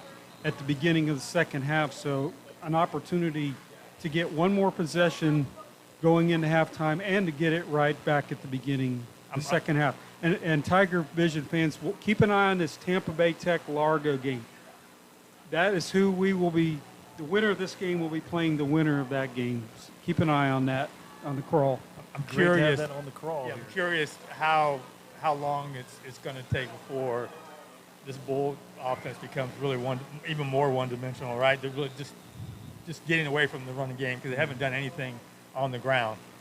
Big kick here by Gonzalez. Hit that one. Man. And it's going to be a perfect kick. Trickles in the end zone. So get a great kick out of great service from our friends at DeVito's Auto, located in Ellen. You know, Rick, I think Brandon is feeling the juice, man. Well, he didn't. He kicked it to about the 5, but the returner there, He let it go. He let it go, and it was a live ball. It was a little scary there, but they have not had much luck with our kick return coverage, so maybe they've had enough. So, how many times this season, if you guys know, have the Bulls been down 21-0 in the first half? I don't know that. The games they've lost have been close, other than Tampa Bay Tech. Probably not. So 4 minutes remain here in the half. Beck looks over his receivers. West goes in motion. Man, that is a fast young man. Hands the ball off the middle field. It's got a big lane. And then he cuts it up. McCrary, gain of about 15 on the play. Yeah, so without a doubt, the best run of the night for the Bulls. May have caught the defense off guard there a little bit, expecting a pass there. But watching this replay, they have just doubled their output of rushing offense on this play tonight. Went from 15 to 30. Man, that was an awesome play call. Everything looked like it was going left, flow left, and back to the right. Great play by the calling by the offensive coordinator there. This time he hands the ball off to McCrary. Again, goes for another gain up to about 6 yards. It'll bring up it would be a 2nd and 4. Big baby on the tackle. They haven't abandoned the running game quite yet, Rick. No, they haven't, and that's really a sign of a good offensive team. You don't want to get away from that too early, and they haven't. And you don't have to panic with Beck because we've seen him throw 57 or 54 yards across his body. So you get to the 50-yard line, he can definitely put it into the end zone as the time winds down. So it brings up a 2nd and 4 And this time, the Palmetto Tigers sniffed that one out. Really good play by the back there. McCrary gets forward for about we'll call it a 1-yard gain. So it brings up a third and a long Looks two. like third and three. Augustine, he made the tackle. He's still down. He doesn't want to come out, but you have to. Looks like the snap. It looks like his back be given a little fit. I agree with you have to run the ball. You can't abandon it. But 3 runs when you're down 21-0 with 3 minutes left in the game. I mean, the clock just ran, 45 seconds off the clock, a minute off the clock, just with those 3 runs. So I don't know if they're playing to get out of the half or. Well, here's what they're trying to do. They've got 3 timeouts in their pocket. Palmetto has 3 timeouts in the pocket also.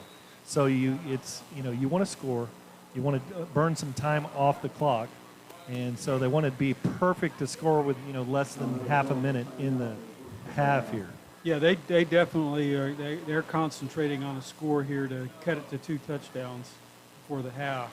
Coach Marino just called a timeout. He's trying to save some time on the clock in case we get the ball back there. Yeah, and one thing you've seen over the years, and both staffs, anytime you get in these games, quarterfinal games, and we've seen it with Palmetto, and you can see it here, Wiregrass hanging on to 3 timeouts, not squandering any timeouts. Palmetto always has that advantage, and it's a nice timeout here by Coach Marino. Yeah, and you're gonna these are the best 32 teams in 7A, so they don't have to waste them on getting a punt coverage out or a kickoff, and so they're better time management teams when you get here in the playoffs, and that's a key in these playoffs. You need to manage those things well.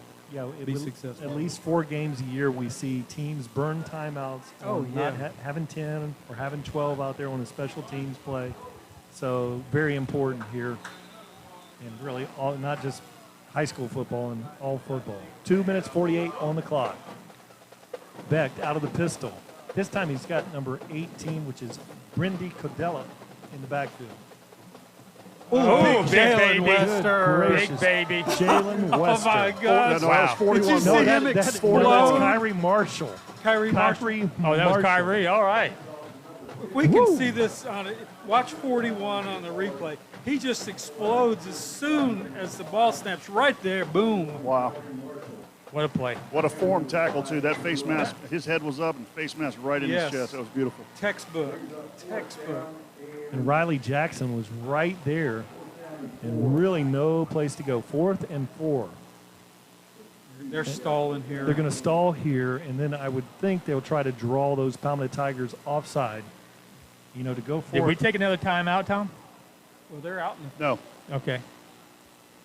Well, You better get lined up here. The clock is stopped. So Palmetto did use that second timeout down to 1 here. Yes, they did, Rick. Sorry. We heard it from Luke Bussell. That was a short timeout. Mr. Bussell was able to bail you out. Yeah, Luke Bussell figured it out. Well, they're going to go for it here. I don't know if they're going to try to draw the Tigers off sides. And then at that point, you could go for it. But this would be really a gutsy call. This is, they're not. Yeah, no, they're not going to go. Smart play. But this time, during the timeout, they talked about this.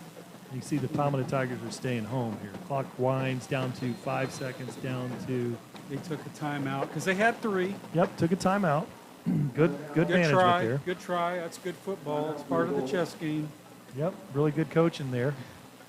And so here with 2:40 on the clock, the Palmetto Tigers with a 21-0 lead. So, gentlemen, we've seen some softball snap back there that the punter has made some great catches and punts to get him out of there, and then the last one hit him right in the hands. We blocked it, and we've gotten good field position. So, wonder what we're going to see this time. And then Jeremy Caruso is going to go back there to punt, and going back to return. This one is Simmons, and we've seen some really crazy plays by James Simmons. One thing he will not do, where you should have a fair catch or it's too close and back off, he doesn't have a back off button. He's going to make a play. And that would be the worst thing that could happen. So this time, kid's going to fire this one back. Nice Good snap. Good Great punt. kick. Here we go. Here we go. Simmons back. Gets the ball in the 20. He's at the 25. Great play by number 20, but he shook that tackle. And then cleaning up things is number 4. That's going to be a late hit. That's going to be a flag on us. What a return. That was, but really the coverage there was outstanding. The coverage was there. It was a good snap, a good hold, a good kick. And they got down there and covered it. We watch it again. Pretty dumb penalty there, boys. Yeah, unfortunate, because we would have fairly good field position otherwise. So there we can it pick is. up the flag. It was a block in the back. It's right. There You can't. he blocked number 80. No, it's right there. I mean, he's already on the ground. And if you're going to block in the back, you can't knock the guy on the ground when you do it. I mean, if you're going to block, you just kind of clip him a little bit. You can't knock him down, drive him onto the ground. So terrible. Well, this is what you don't want at the end of the half, because now you're deep into your own end zone. You know, anything can happen. We've seen it. So we say it all the time. Security. They're 16-year-old kids. You know how that goes. Yes. So looking at this, we've got Brian about 80 yards to go, 1 timeout, and 2 minutes and 28 seconds. Xander Smith throws the little. Oh boy! Oh, good block out there. It's Timmons. He's at the 25-30. Get out of bounds. Another flag at the 44-yard line. Flag in the middle of the field. Flag that was absolutely nowhere close to the play. It was right at the hash mark on about the 30-yard line. Something happened. Let's see if we can pick it up. Okay, ball's thrown behind the line of scrimmage. So, illegal penalty was right there in the middle. It didn't get picked up. Let's see. That's just, we got to be smart, gentlemen, and that right there is not smart. Well, did they call it on one of the linemen too far down the field there, because the ball was thrown behind the line of scrimmage? I don't know what they called yet, because I haven't seen the signal, but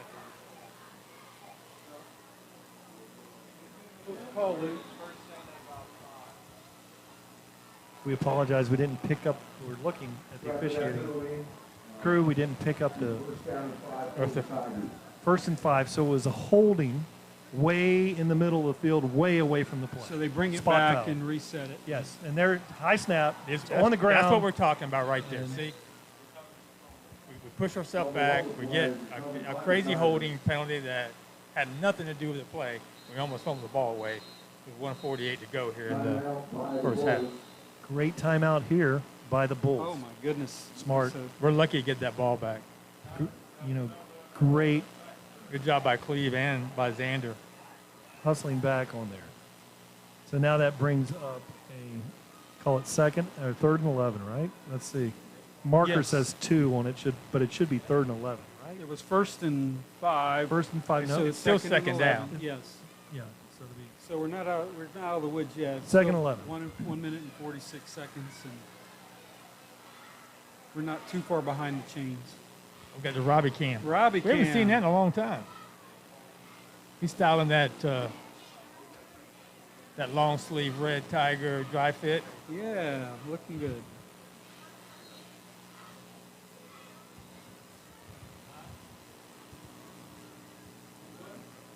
Troy Bellamy in the booth. He doesn't even need a. He's a mathematician. Man. It's all in his head. It's all in his head. You don't have to write anything down. So now, 1:46 on the clock. Palmetto Tigers have the ball, 2nd and 11. We got Cleve behind. Cleve Benson in the Wildcat, Wild Mouse formation, slips a tackle, cuts to the inside. There's going to be a holding on the play again. Goodness, Chris. We've got to clean that up, gentlemen. We also had a false start that I don't believe was called. I believe that was holding. No, I think, yep. Oh, it's a face mask on the Tigers, hands to the face on the offensive line. There was also a face mask on the defense, but we false started to start the whole thing off, so that was just a terrible play. The false start should have been a dead ball, but so that's a big one.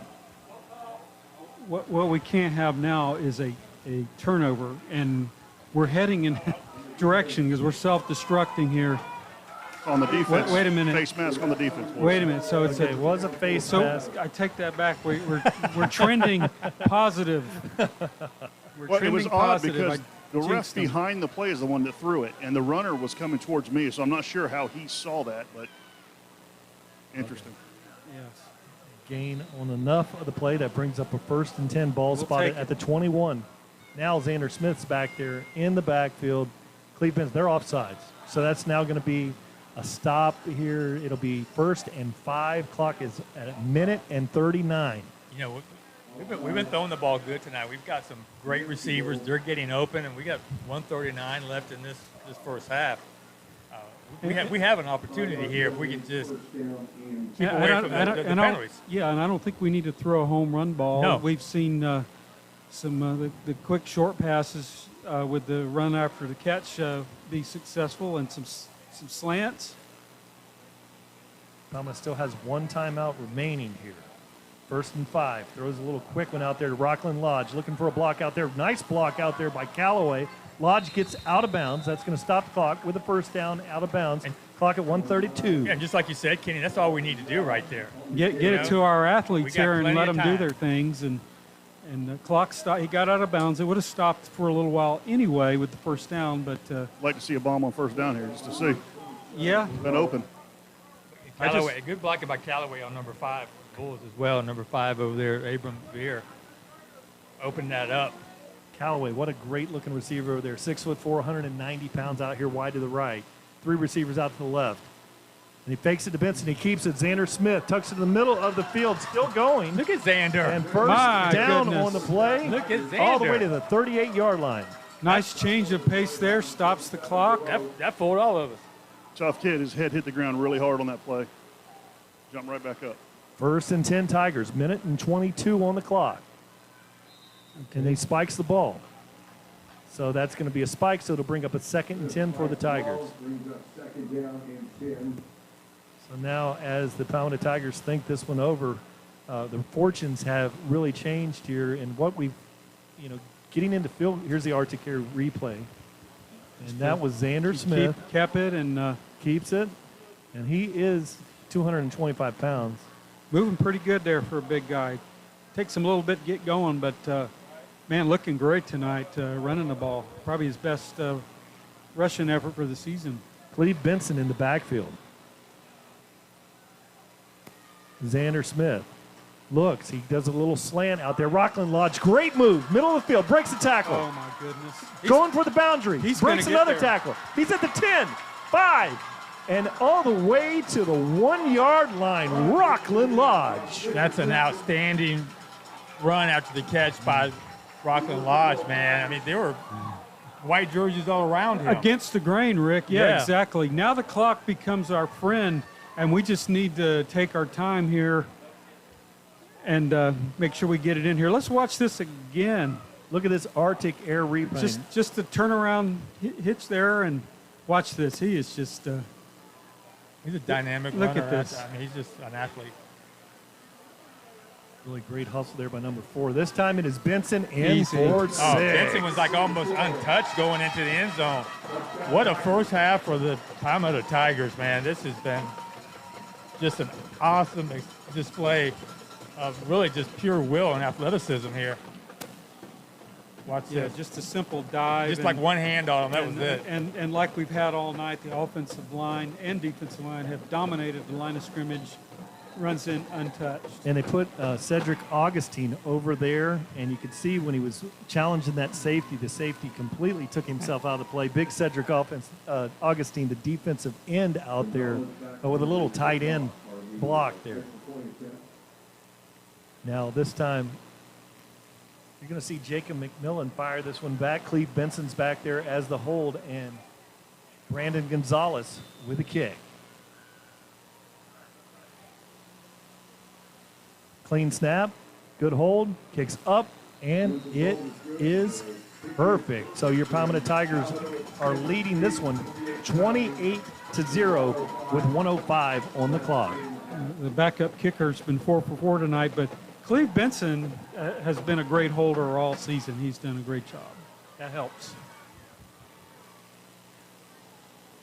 Just dominant is all you can say. The first half, the Tigers have been dominant, and we blew 2 opportunities where we should have gotten points early in that first quarter, Kenny, when we pushed ourselves back. Yes. 15, 20 yards.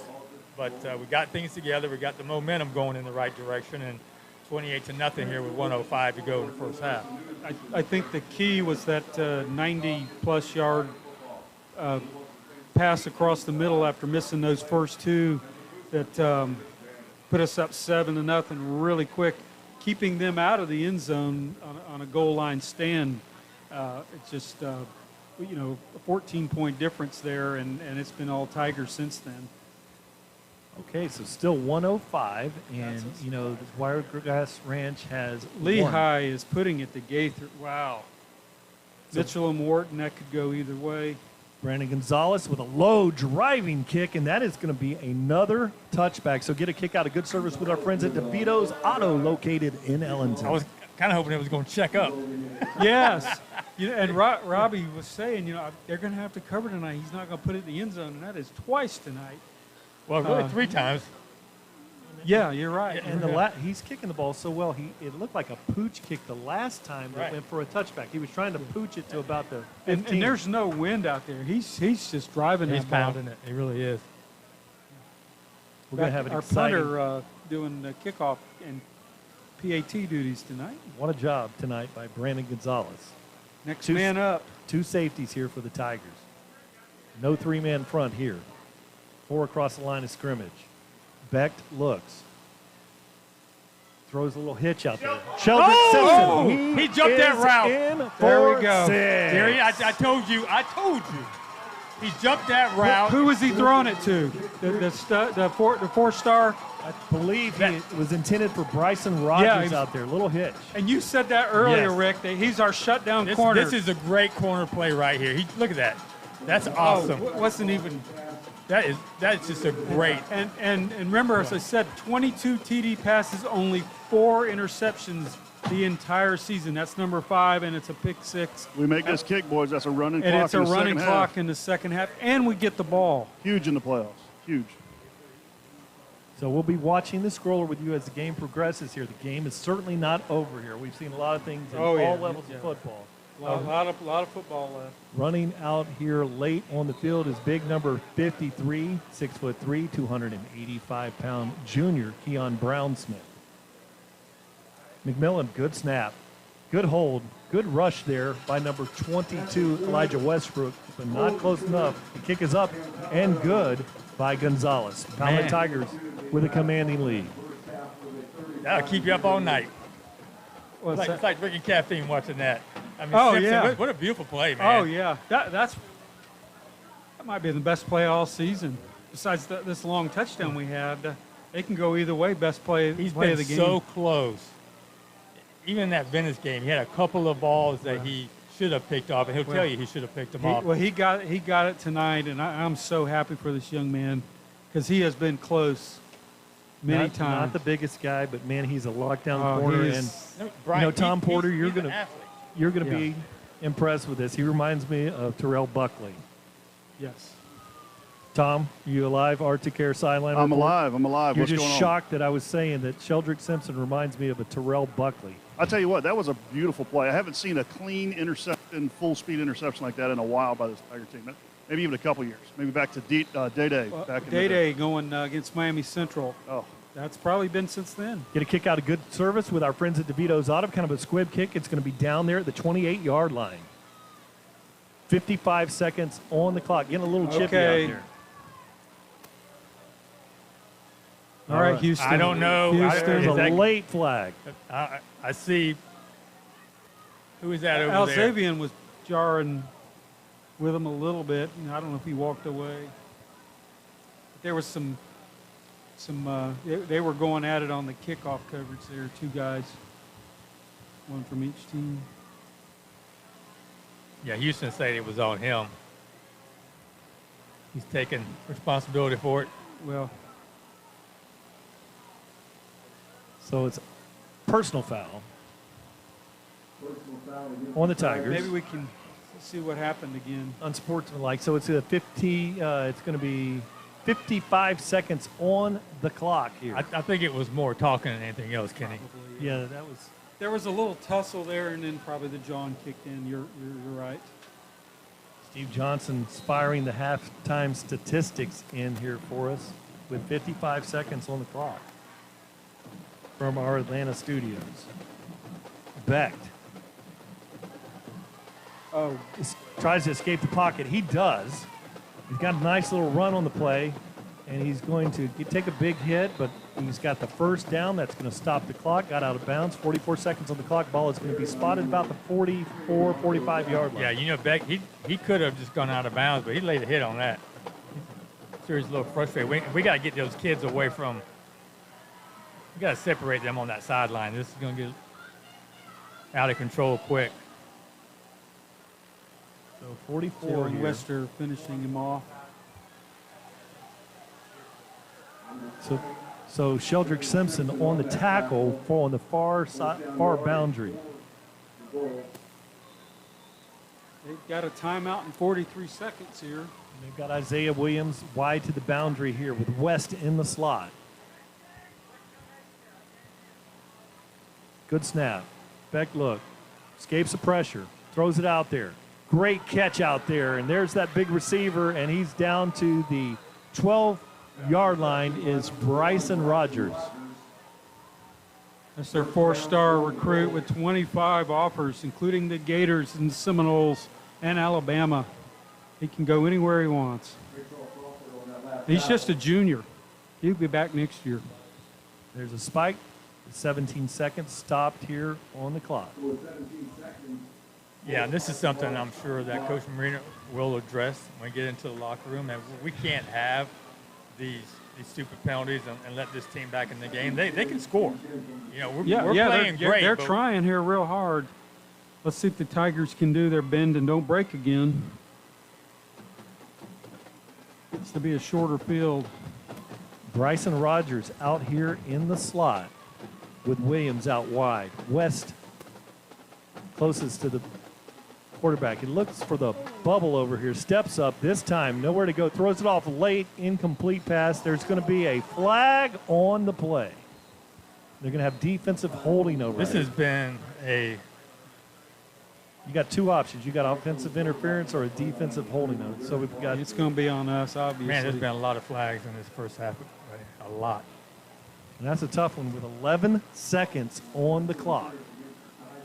Tom, I hope you can get an interview with the coach at halftime just to see what he's thinking, or before the third quarter. Yeah, I figured I'd catch him coming out of the locker room there. See what he thinks about these calls Yeah, it'd be tonight. good to know what he's thinking about all this. After 10 years of interviews, I can probably give you word for word what he's going to tell me. Remember, there's no kill button on the system here. We're live, Tom. So it's ball is at the 7-yard line. 11 seconds. Becht looking, throws it out there. There's just big receiver out there. Flag again. And that's going to be a touchdown. But he caught it anyway. He caught it anyway. We were draped over him. Yeah, so he was over there with Jordan Simpson, and just a great play by the I think he's a UF commit there. And No, he hasn't committed to anybody. Bryson Rogers. But he has Florida. He's got that's his 15th score of the year as a receiver. Unbelievable. So as good as the defense has played this entire first half, they're going to look at that and be very disappointed with the penalties that started off with the kickoff, right? Kickoff, personal. Yes. Foul. Yes. Yeah. Yeah, we've assisted in the we score gave for them. them. What, about 45 yards? Yes. So this went from being out of reach, and you have a dynamic quarterback and a fantastic group of receivers. You are never out of a game. This time they're going to line up and go for the 2-point conversion. Interesting wrinkle here. They're putting number 10, which is Davion Brown, in the backfield. This time they throw it up there to the big receiver and Same throw play, it out of basically. bounds. So real good coverage over there. And so that no 2-point conversion. So at the end of the half here, 6 seconds on the clock, it's 35 Tigers and 6 for the Wiregrass Ranch Bulls. So we'll go through a kickoff exercise here, and then we'll start the second half and do it all over again, most likely. Just a reminder, we got a field goal contest at the half. The winner gets $1,500. Those are 3 kids who have completed the kicking contest, won the kicking contest throughout the year. We ought to go down there and try. Kenny wants to participate. $1,500 scholarship provided by You're in Good Hands. Wow, Nice. that's wonderful, wonderful. So what do you think Great. here, guys? You think they kicked this thing away? No. Yes. No. You think They'll squib a long squib. They do have a kicker, that has the talent for drive the ball into the end zone. Jeremy Caruso, we've seen he gets a lot of touchbacks, but if he hits the ball thin, you've got some dynamic returners back there in Adonis Moise and James Simmons, number 23 and number 83. I would squib this ball. Yeah, I think a hard squib, but if your guy can put it in the end zone, then you're keeping it out of the receivers. You're taking away the opportunity. Sets up for a potentially exciting play here at the end of the half. Get a kick out of good service with our friends at DeVito's Auto, located in Ellington. Jeremy Caruso with a squib kick. It's picked up there. Looking for its sideline. And that was I believe that was 13, which is Eric Marcel back there, the 5'11", 175-pound senior wide receiver. Clock goes to 0 here at the half. Palmetto Tigers with a 35-6 lead.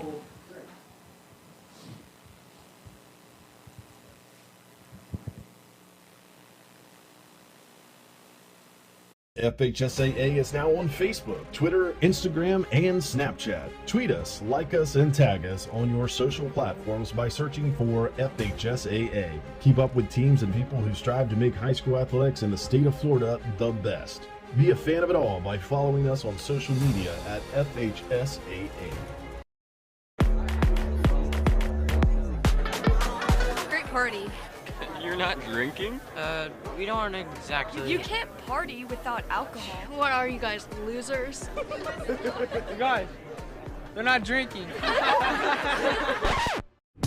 Get real. We know peer pressure isn't really like that. And we all know the dangers of alcohol. Nobody cares if you don't drink. If you choose not to drink, that's cool. So you do you.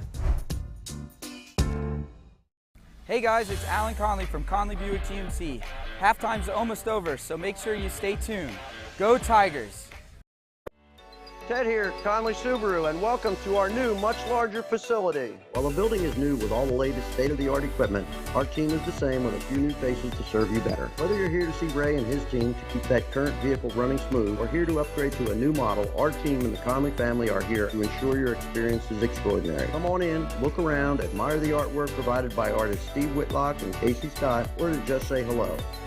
Conley Subaru, where we really do treat you like family.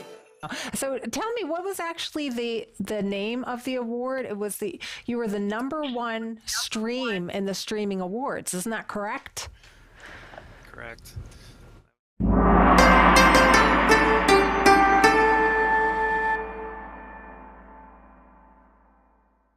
William Shatner back on Earth after hitching a ride aboard Blue Origin, the rocket company.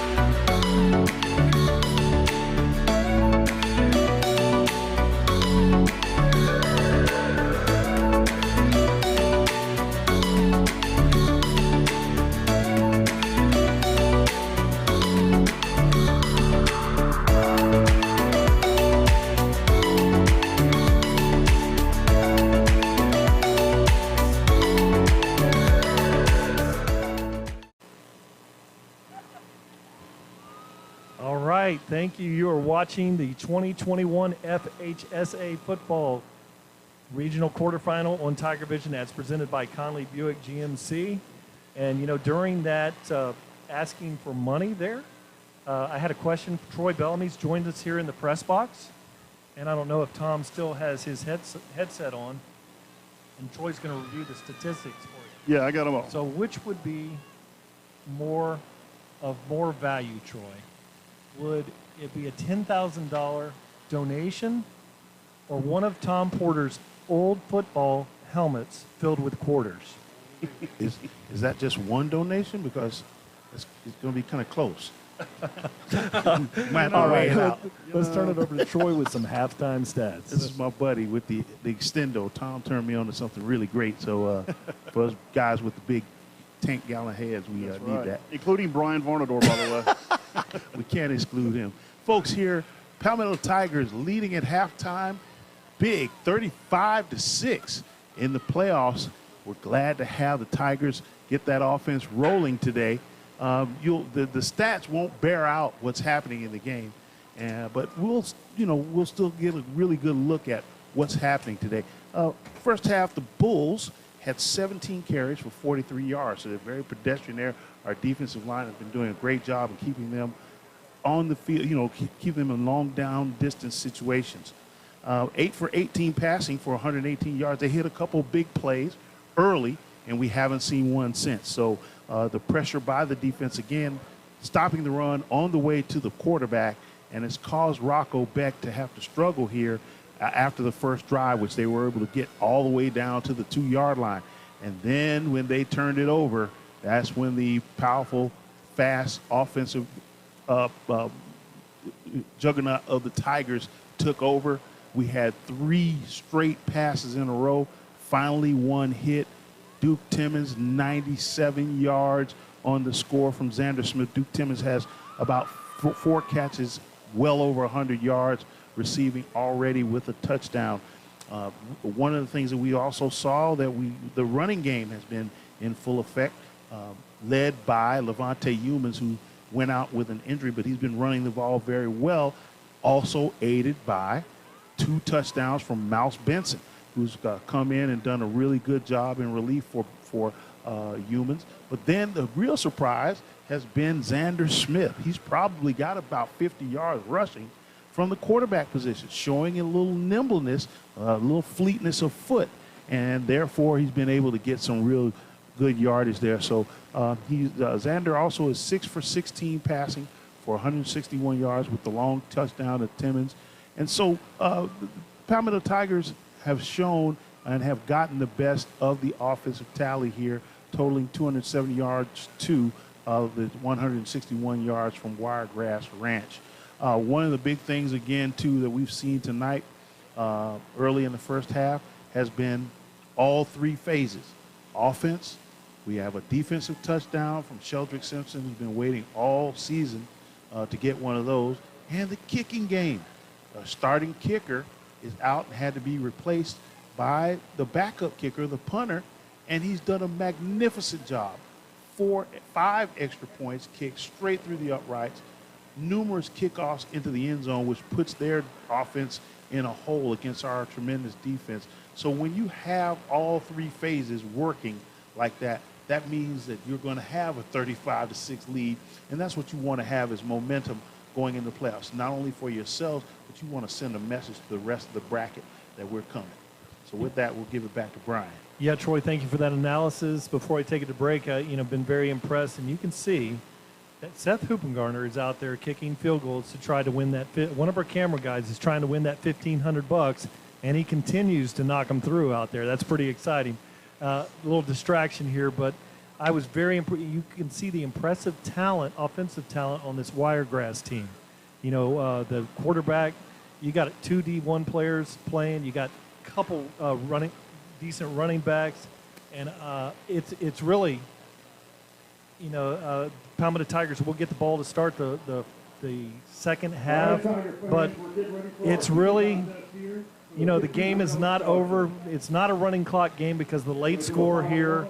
So, and this is a team very capable of scoring quickly, is Wiregrass Bulls, the Wiregrass Ranch Bulls. And so we'll see how things shape up here after the halftime break.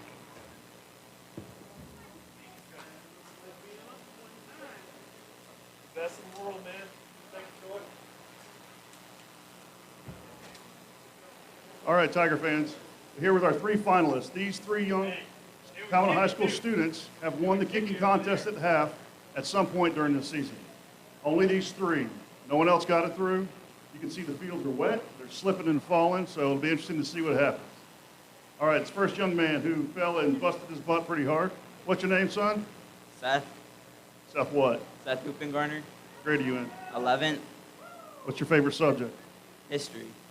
He's lying. All right. What's your name, young lady? Leah Watt. Leah Watts. What grade are you in? 11. What's your favorite thing to eat at lunch? Oh, I don't eat He doesn't eat lunch. What's your favorite subject? Oh, English. Who's your favorite teacher? Don't say it. You're going to give you a bad grade. And what's your name, young lady? Deja Bradley. Deja Bradley. We've had some Bradleys playing on this field recently. You're in relation? No. Okay. Worth a shot. We might dress you up at half. All right, guys. You guys ready to get going here? Who's going first? Seth's going first. Come on up, Seth.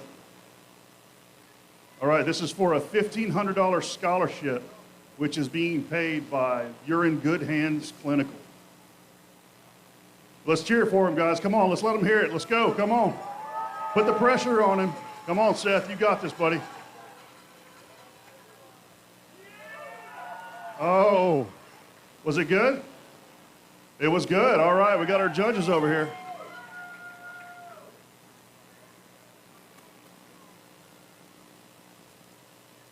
All right, Kalia's up next, guys. She fell and busted her jeans, her favorite jeans. She was very upset about this, but with $1,500 for college, she said, don't worry about it. Here we go, Kalia. Let's hear for her, guys. Come on.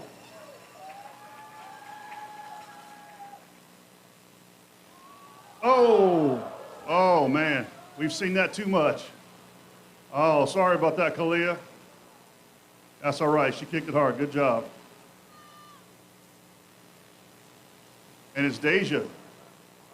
All right, Deja. Last chance. You can't let Seth beat you this easy. You got to at least go to a second kick. Come on, guys. Let's hear for Deja. Come on now. Let's hear it. Come on, Deja. Seth or Deja? Who wants to see Seth win this? Who wants to see Deja win this? Oh, Seth. Seth, you're fighting the odds, buddy. Come on. You're in good hands, buddy. Oh, that's a nice one. That's his best kick so far. Performing under pressure. All right, Deja. Get you a good kick, Deja. $1,500 from You're in Good Hands Clinical. Come on, girl.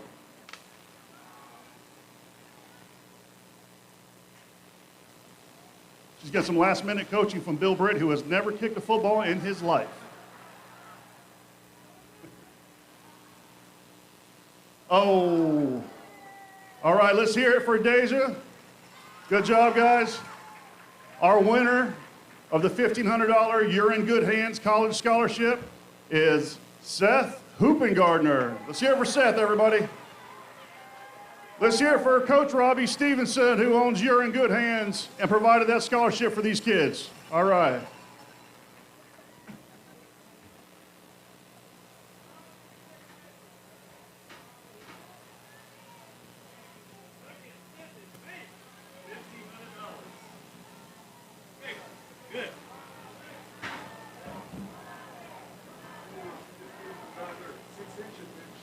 Yeah. You crushed it.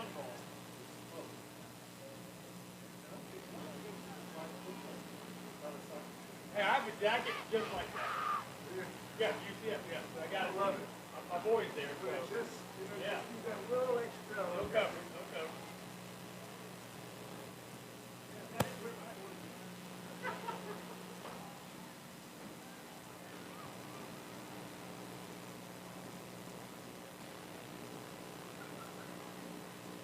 We're here on the 45-yard line, 35-yard line, with the check presentation from Coach Robbie Stevenson, owner of You're in Good Hands, to Seth Hoopengarner.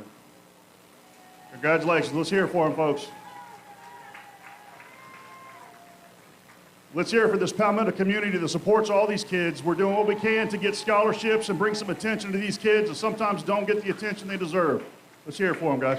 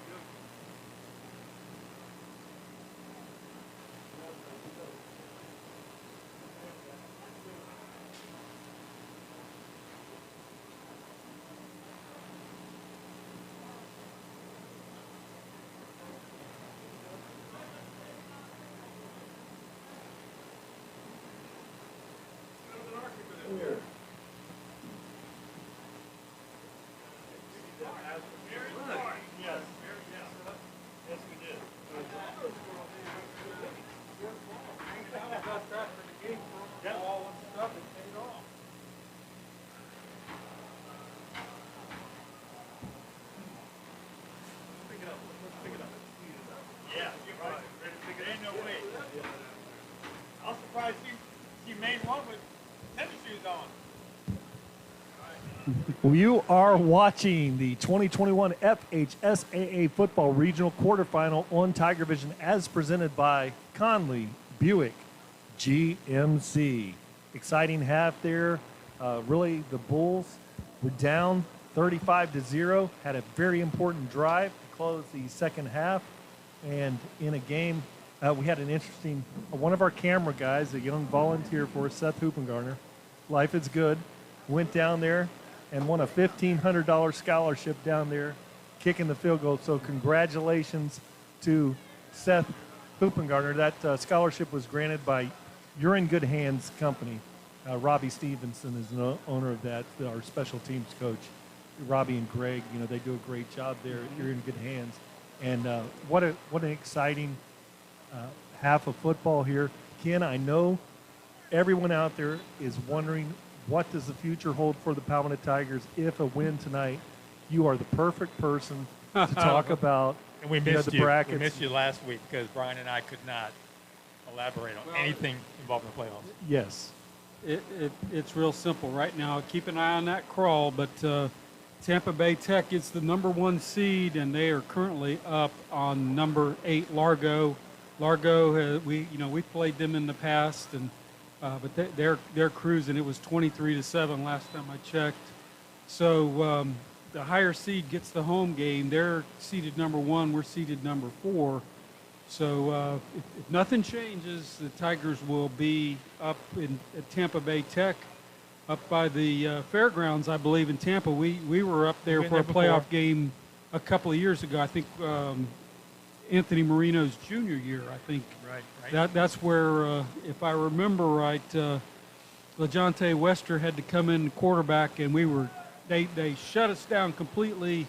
And then they put him in there, and he goes 96 yards to the 2-yard line, and we cut the score to 14-7. That was the Bloomingdale game when he did that. That was the Bloomingdale. I'm sorry. Yes, but you've been spot on up to that point. Okay. Well, correct me where I, I only got so many brain cells. We've been waiting 10 years to correct Kenny. We're corrected all the Oh, time. I'm sure you correct me every. Ken Burton Jr. here. Doesn't happen very often. It's I'm gonna mark that one down and put that one on my tape for this desk game at the office. But as you watch the crawler here, one thing about TigerVision is presented by Conley Buick GMC on this FHSAA broadcast that we're doing here tonight. You're going to pick up information, valuable information. So we're watching the game. You're probably, as fans out there, going to be a little bit ahead of at least Rick and I here, and so it's really an exciting time of the year in these matchups. And, you don't want to ever look a game or two for that game. Let's say Texas Tech. Let's say that Tampa Tech. If they hang on, win that game, that is a road game for the Tigers, a very hostile environment, a very difficult place to play. Yeah, they're ranked #2 in the state in Class 7A. Yeah, so it'll whoever goes there, it's going to be tough. They have not lost a game. They played our opponent, and I think it was 29-13. They beat them a few weeks back because they're in the same district, and that district almost sent 4 teams to the playoffs here, but.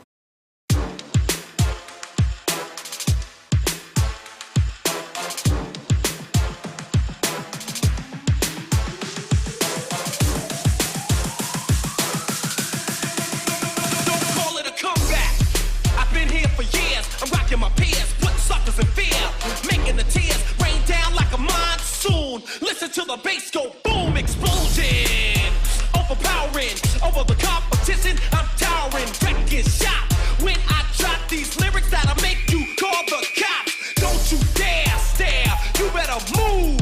Don't ever compare me to the rest that'll all get sliced and diced. Competition's paying the price. I'm gonna knock you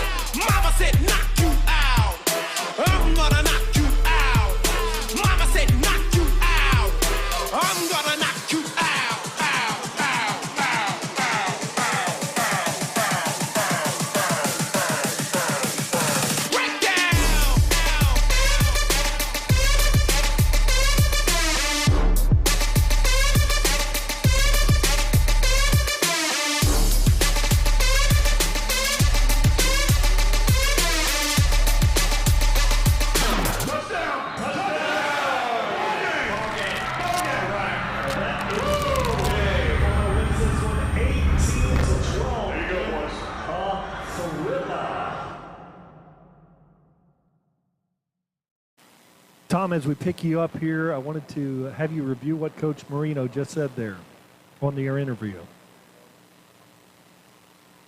So basically, he just said that the scheme was really good. The coaches came up with a good offensive, defensive scheme, and the kids did a good job executing it. He'd like to see a little bit more playing with the shoulder pads and less with their mouths. Too many penalties, personal fouls, things like that. Just leave it on the field and stop jawing as much. But he said he was happy with the production by both offense and defense.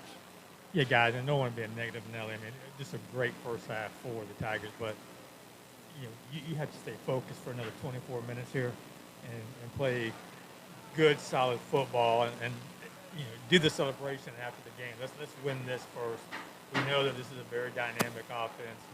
Our defense has done everything in their power to shut them down, and they've done it well. Just don't want to get chippy out there and continue to have these silly personal foul penalties. It's not what we're about. And this is a team, Wiregrass is very capable of scoring very quickly. And they've got a receiver out there, probably runs a 4-4, something very long, can win a lot of 50-50 balls. A very dangerous opponent, but the Palmetto Tigers will receive to open up this second half action. I would be looking for an onside kick here. They have nothing to lose. I agree, Kenny. I mean, right now they got to do what they can to have get back the in ball. the game. They need the ball as much as they can get here the second half. Jeremy Caruso with a very long approach, so that may tip that he's going to kick this one away. And he kicks a driving squib kick, and it's going to go out of bounds. Very close, and it is out of bounds. Nice. So we'll get the ball on the 30-yard line, I think. So Palmetto Tigers will have this in good position here on the 30-yard line. I think it's 30 yards from where they kicked right, it because off. it was inside the 30, and they'll take. You get the 30. Get the 30. The best. Yeah, so Kenny, just to clarify for the fans, so we were at a running clock, or would have been at a running clock until they scored Correct. at the end of the first half. So now we would have to score again before the running clock. Before it's enacted, right. yes. And once if a score takes place here because they missed the extra point, 35, we will be at 35 points. So regardless of the PAT. Palmetto will start 35. at the 35. Cleve Benson's in the backfield with Xander Smith. Donis Moise is in the slot. Zamian Legg comes in motion. It's an option. And Benson doesn't read the block there. Great play by number 6 on the play. Beer. Abram Beer. Yeah, that's the one nice we tackle. were talking about pregame. He plays at all levels. He's a strong safety, free safety, outside linebacker, and a great tackler, carrying that 4.0 GPA. 2nd and 13 here.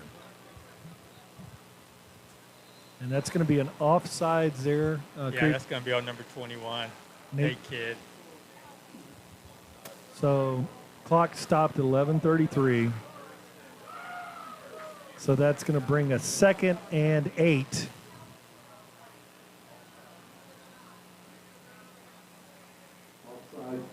Clock's running. So 11:23 on the clock. Palmetto Tigers break the huddle with a 2nd and 8. Ball is spotted on the 36-yard line. Xander Smith throwing the ball. Comes out, looks for the hitch early, then just throws that one low, safe, incomplete pass. Callaway out there. But really great coverage there by number 9. Noah Coates was sitting on that one, and Xander Smith wisely just threw that one. Yeah, there was ground. nothing there. It was a broken play, so just throw it away, and let's try again.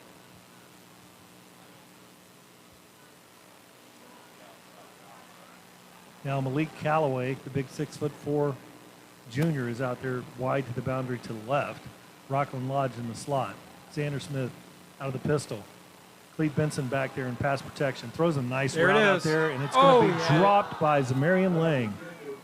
So on a that was right in his hands. Right in his hands. I know he's kicking himself for that.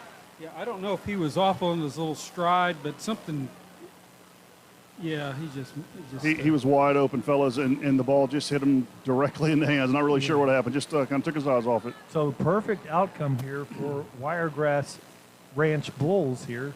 Not much time went off the clock here.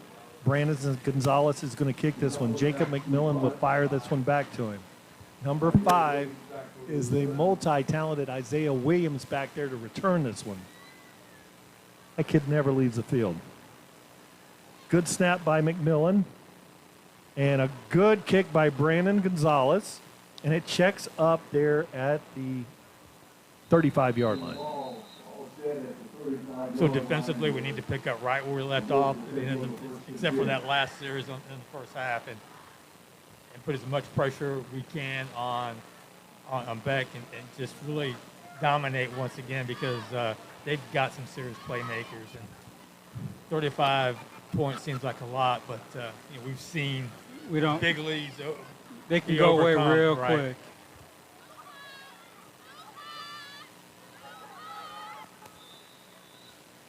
$10:50 on the clock here. Wiregrass Ranch Bulls. West in motion. Man, he is fast. And this time they hand it off to Brown and nowhere going. And he's going to be tackled there in on the play. Jamil Williams and then Cedric Augustine also. Augustine is one that made it happen, but it was Jamil that really broke it up. Finished it up, yes. So they still trying to run the ball. 2nd and 10. Palmetto Tigers in a little bit of a nickel look. 2 linebackers back there. Beck looks, throws an out there, and it is incomplete, intended for West, so that stops the clock with 10:15, brings up a 3rd and 10. Jamil Williams was on the coverage there. Real good coverage. Had to throw it only where the receiver could get it. He's not very big, and so it was going east and west instead of north and south, so not much was going to happen on that regardless. So a big 3rd down play. Tigers struggled early on 3rd down conversions, but have settled down since then. So 10:15 on the clock. Beck looks. 3 receivers out there wide to the right. Brown going in motion from left to right. Beck rolls to his right, throws it out there late, and an incomplete pass brings up another punting situation. Be an interesting call here for Wiregrass. Yeah, Rogers, the 4-star recruit, was the primary receiver. Looked like he threw a little behind him. He's throwing on the run here tonight. That was probably the worst pass we've seen him throw all night. Yeah, that's a good point, Rick. He has been very accurate with his throws, and that's probably why the Cyclones of Iowa State have secured his services next fall. New snapper here is Kaliki Buckenroth, a defensive end tight end, is going to fire this one back there. New long snapper. Fires it back there. A little bit of a high snap. He gets it off. Almost blocked it. And it's going to be another great roll on this one. Rolling inside yards. the 30. And going to be spotted there at the 27-yard line. I tell you, Jeremy Caruso has kicked under just immense pressure all night, and he's had some really good punts out of that. That rugby style. Yeah. Punt, that style of his, but he gets a great roll on the ball. And he does. He's had jerseys all around him, and still is able to get that kick. You just got to block it out. He netted 36 yards on that punt, which is about 3 yards over his average for the season, and under tough conditions, like you said, Rick. He's wearing that green and white uniform reminds me a lot of Justin Tichy, former Palmetto High kicker, USF. Yeah. USF, and he would have rugby kicks at USF with a lot of roll like that. This time, Cleve Benson drives the middle of the field, trying to knife through their gain of about 3 on the play. I still see Tichy all the time. He's good friends with my brother. I see him over. He works out over at Fit Crew. He's still in shape. I'm sure he can go out and boom some kicks, too. Very well. Does he work out in Mike Amiris' crew? Is that the same Fit Crew? Yeah, but he's in shape. Mike's in a shape. He's in a shape. Mike Amiris of Pope. Yeah, he's got a couple offers from some small schools. He'll play Saturday somewhere. On the long side of the bounty, he's not supposed to be able to make that play as you draw it up, but he certainly did. Big third down here, gentlemen. We got us a flag. Got something going on in the linebacking area. I think that's on the Tigers. I don't Yeah, know. it's going to be on the Tigers. He picked the ball up and then put it back down. We're calling false start. So that's going to back the Tigers up here. So it's now going to bring up a 3rd and 9. Xander Smith, he has Cleve Benson in the backfield. Over here wide right is Derek Timmons. 3 receivers out there. Rockland Lodge in the slot. This time they hand the ball. Huge, gaping hole there for Benson. And another false start. This has been probably the most flags we've seen in a long time, gentlemen. Yeah, and that's going to be next week. They've got to really clean this up. If we get the opportunity to play Tampa Bay Tech, we can't be playing like having all these penalties. So it's now a 3rd, and we'll call it about 15 yards for the Tigers. 3 wide to the left. Derek Timmons to the right. Oh, free rusher. And Xander Smith gets that one, and it's picked up there by Benson. He's trying to get the ball off. Saw Benson slip out of the backfield, but unable to make it under heavy duress. Great play on the interior line there. I believe that was number 27 there, which would be Stephen R. Prevost, the DN that made the play. And Isaiah Williams never leaves the field. He's out there to return this punt. Coach Marino was Great not snap. happy. Oh, a booming high kick. It's short, and this one's going to get a good roll. It's rolling forward, and it's going to be down at the 38-yard line. Great kick for Brandon Gonzalez. And Coach Moreno was not happy after that last offensive series and let his offense know it. Yeah, I mean, we have the opportunity to finish them off, get this running clock, and get out of here. And we've had 2 opportunities and haven't taken advantage of it.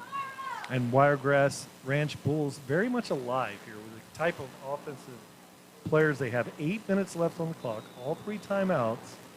Ball is on the 38-yard line. This time in the formation number 6, Abram Beer is playing wide receiver. You know, Ken, you talked to him about him being versatile. He's out here wide to the left. That would almost seem like he's blocking for a little bubble screen, but in motion there goes number 20, Isaiah Fitzpatrick. A little handoff to the middle. A big hit there. I think that was wrong. You can hear it from up here. Yeah, a big Drew Rump, 6'5", 275-pound junior along the interior of the defensive line. Clock is winding here, 7:39. Trying a little counter there. Still no luck with their running game. Abram Beer is wide left here in the formation. Sends West in motion. Now he's slipping out to the right. There it is. A little hitch to Beer, trying to break a tackle. Great tackle over there by number 14, Alzavian Houston.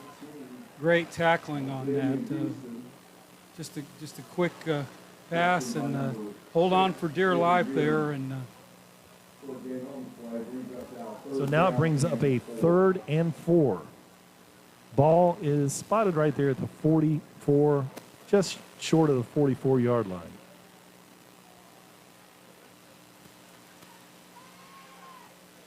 So over there wide to the right boundary is Isaiah Williams, and Beers to the left boundary here.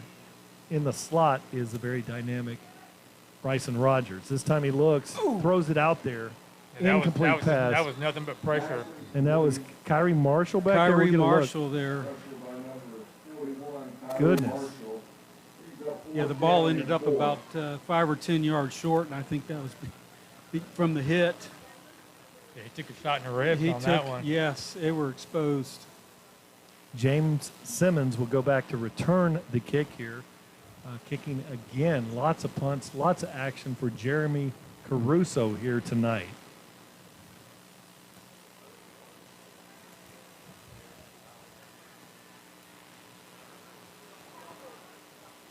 .6:35 on the clock here in the third.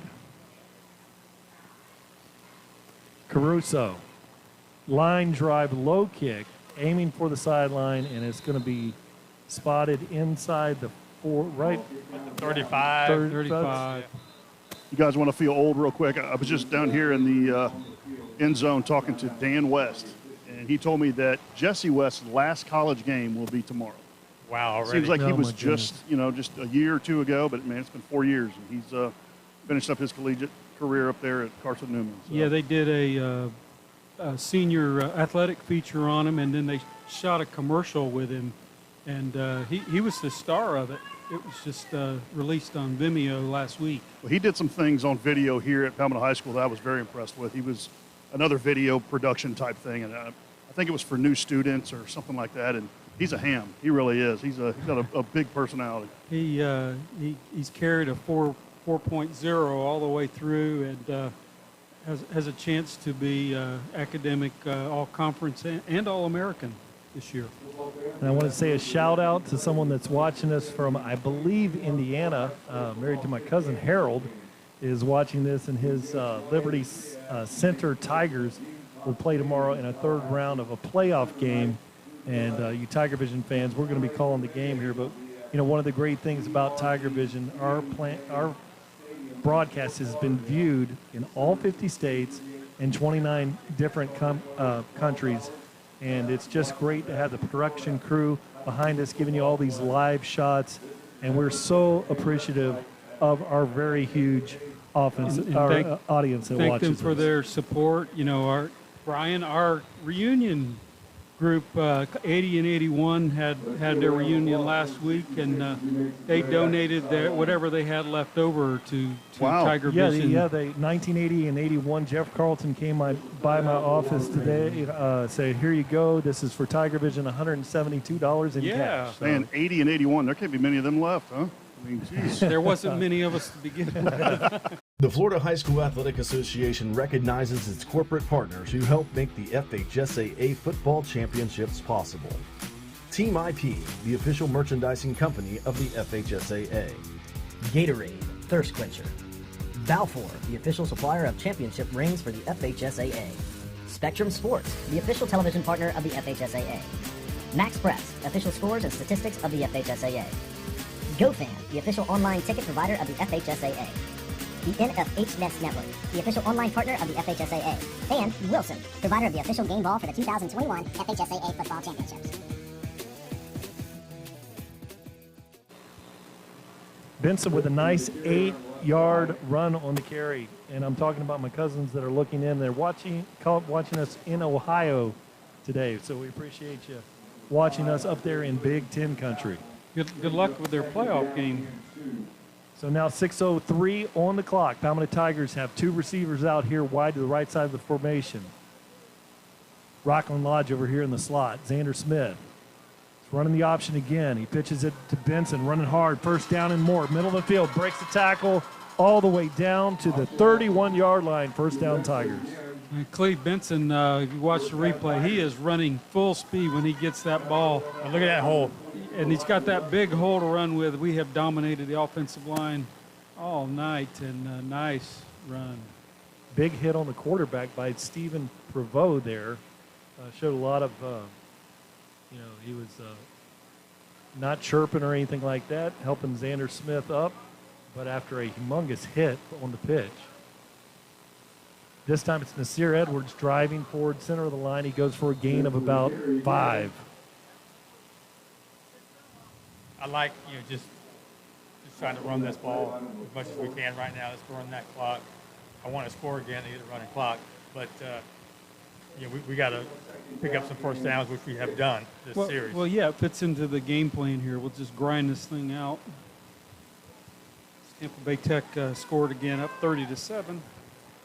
4:56 on the clock now. Xander Smith looks at the offense. Option again, pitches it out there. Turn it up as Benson hides behind a blocker and then takes a massive hit. Look at that. Great blocking downfield. Yeah. What's nice, when you are 5'4" like Benson, you're hiding behind number 55, which is Dallas Archie, 6'3", 320 pounds, and they couldn't find him back there. Dallas is a massive human being. And we talked about this earlier, but this offensive line is really wearing the defense of the Bulls down. I mean, they are just dragging right now. That's a lot of beef on you. Some of them going both ways, yes. Nasir Edwards is in the backfield. Xander Smith changing things up. And that's one thing. And he looks, throws it out there to the right, and wide open. Oh. It's picked off. The ball was thrown a little shallow. Cutting it up. And then tackled there was number 20, and that is Isaiah Fitzpatrick, the wide receiver cornerback with a great play. That ball was just thrown a little bit too flat. Low, looking down the field, middle of the field. Well, he's open, but you have not enough air underneath that. Yeah, 5 yards higher, and it's a running clock. Yep. If he throws that to the post pattern, he throws that back there to the post. A little touch on it, but great play there by number 20, Isaiah Fitzpatrick, to keep this game alive with 4:09 on the clock. I think it was an excellent read, just a little short.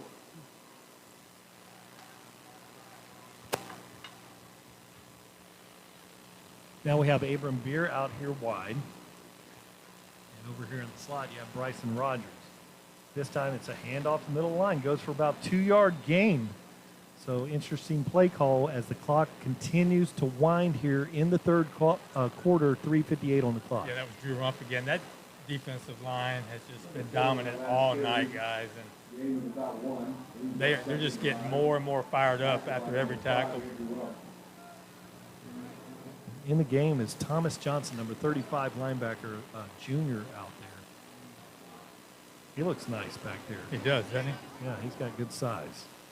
Nice throw. Beer with a catch. Big hit, and it's going to be just past the first down. So great catch, great hands by Beer there. And Jamil Williams makes the tackle.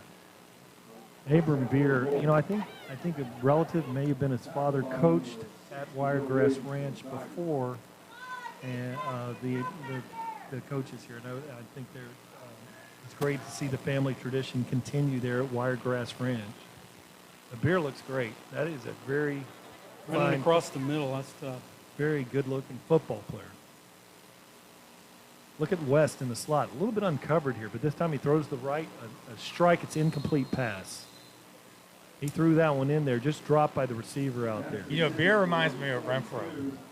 That's not big, but and maybe not the fastest, but runs great routes, great hands.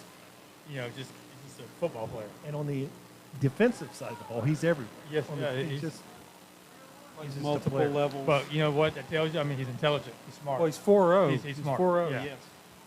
Isaiah Williams is wide to the boundary along with West over here in the slot. He throws fakes the big ball, hangs on to it.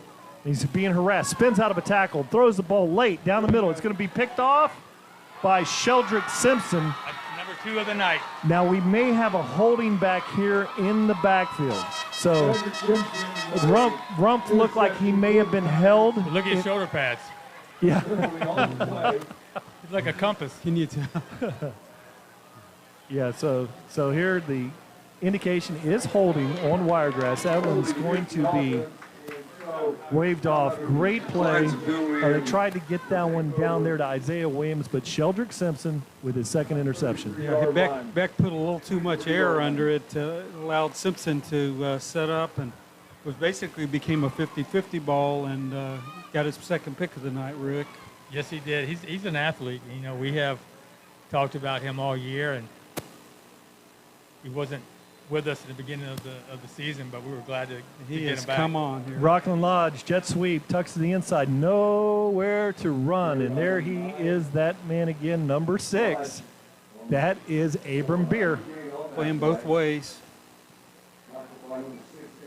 First time the jet sweep has negative uncovered yards. receivers over here. He looks, got him wide open. And there's a big catch.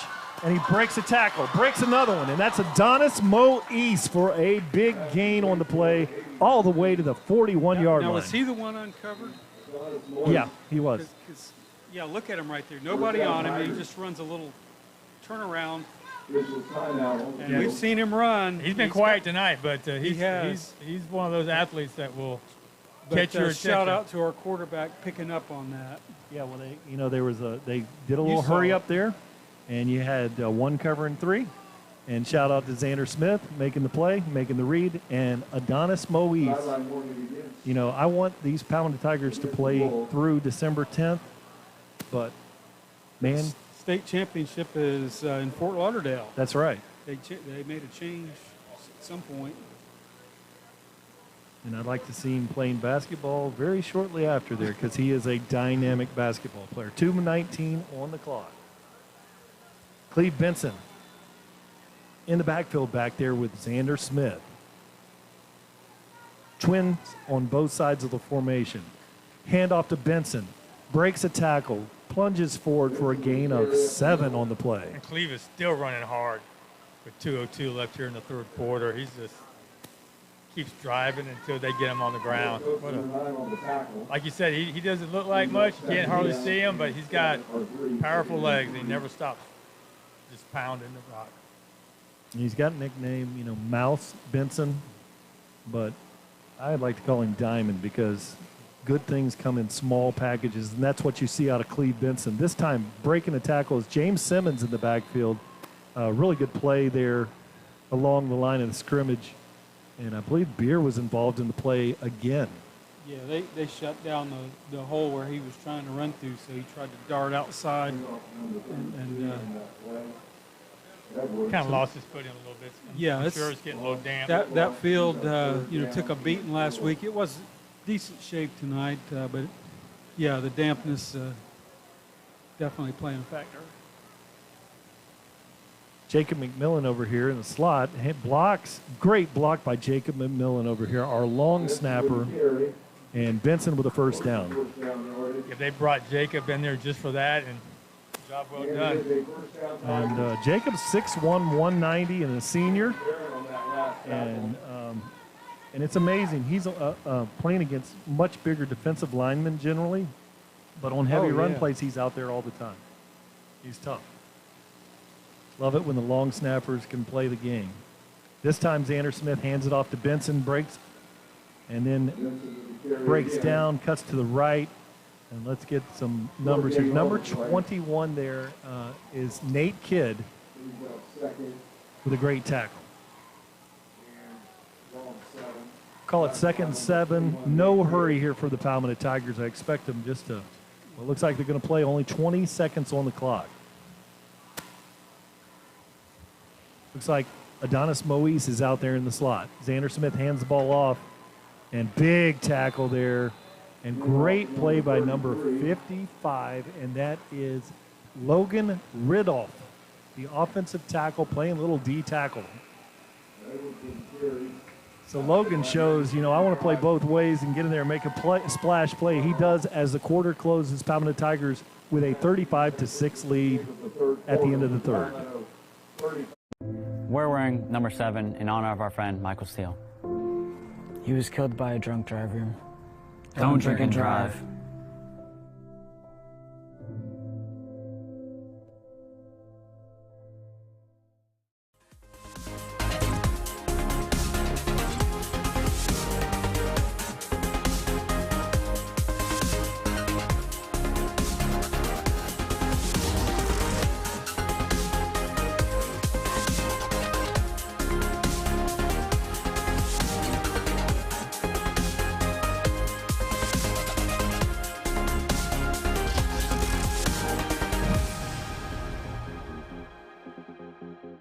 Hey guys, Chris Conley here from Conley Buick GMC. Hang on for the fourth quarter and remember, go Tigers. Of the FHSAA. The FHS Network is an online partner of the FHSAA and Wilson, provider of official game ball for the 2021 FHSAA Football Championship. At the beginning of the fourth quarter, Xander Smith hands the ball off there, and it's going to be Cleve Benson for a gain of about 5 on the play. Brings up a 4th down here for the Tigers. Interesting call here. The ball is marked at the 31. So that would be a 48-yard field goal. Palmetto elects to keep the offense out there. Changing things up over on the sideline. Plenty of time on the clock. Clock's at 11:24. And it's a handoff, running hard, cutting through the hole and driving forward. First down and more, dragging tacklers down, and it is very, very close. He's going to be about half a yard short. Yeah, Cleve wanted that one. Going to come up just a little short. Nice He wants a run. touchdown. Yeah, finish this thing off. Running like a bowling ball there. My goodness. Now the Palmetto Tigers have reached the Obie's Fresh Veg Red Zone. Knocking on the door again. 11:06 on the clock. James Augustine Simmons checks out of the game. Augustine and Rump are in. Got a little jumbo package here. Augustine Rump in the formation. Rump over there on the left side of the formation. Chilling. Hands the ball off to Benson. Driving low, and he is in for 6. Finally. So now, with 10:40 on the clock, your Palmetto Tigers have a 41-6 lead. I'm glad that Cleve was able to get that in there. He's been working hard on that drive. Been working hard all night. Deserved an opportunity to get into the end zone. I don't know if you could run that back in the interior line there. I don't know if that was there was a huge block there by Kaiwan Smith or Keon Brown Smith. Ridiculous block in the interior of the line there. It's running, Kenny. So McMillan. we're running clock. High snap. Benson picks it up. It's going to be down right there. No conversion here. But they messed up on one of their Right, their so it all one worked and out. only. And now we do have that running clock as it's 41-6. 10 minutes on the clock here. And Tampa Bay Tech did finish off Largo, so looks like the Tigers will be heading there next Friday night.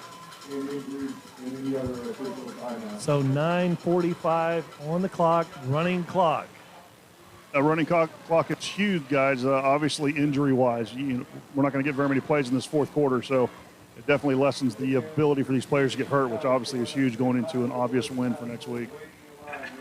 Thank you for that Arctic Air sideline report from Tom Porter. So I do want to go back to this. Some sports writer had, all right, brother, take care, had us losing this game by 17. Well, that's funny because the Massey ratings had us favored to win 28-13. Well, they would be correct, and whoever. And that's all a computer algorithm. That's all that matters. Yeah, what matters is 41-6 score right here. Yeah. Get a kick out of good service with our friends at DeVito's Auto, located in Ellington. Gonzalez kicks that one down to 5. Big hit. Nice play. Looked like they only had 10 on the field for that play. They ran somebody off the last second because they thought they had too many. Trell Crawford with just a big play. You know, Ken, you always go back to that Massey rating. Where did that guy graduate? He is a professor. He didn't graduate, but he's from Carson Newman. But he is a professor of mathematics at Carson. At Carson Newman, and back before they had the 14 collegiate playoff and the computer picked it, his algorithm was one of the ones. He's been around forever. He's He does all the games. That's impressive. But and so he had us pick to win 28-13. Now we were really seeded. RPI is the 8th seed, and they were the 4th seed.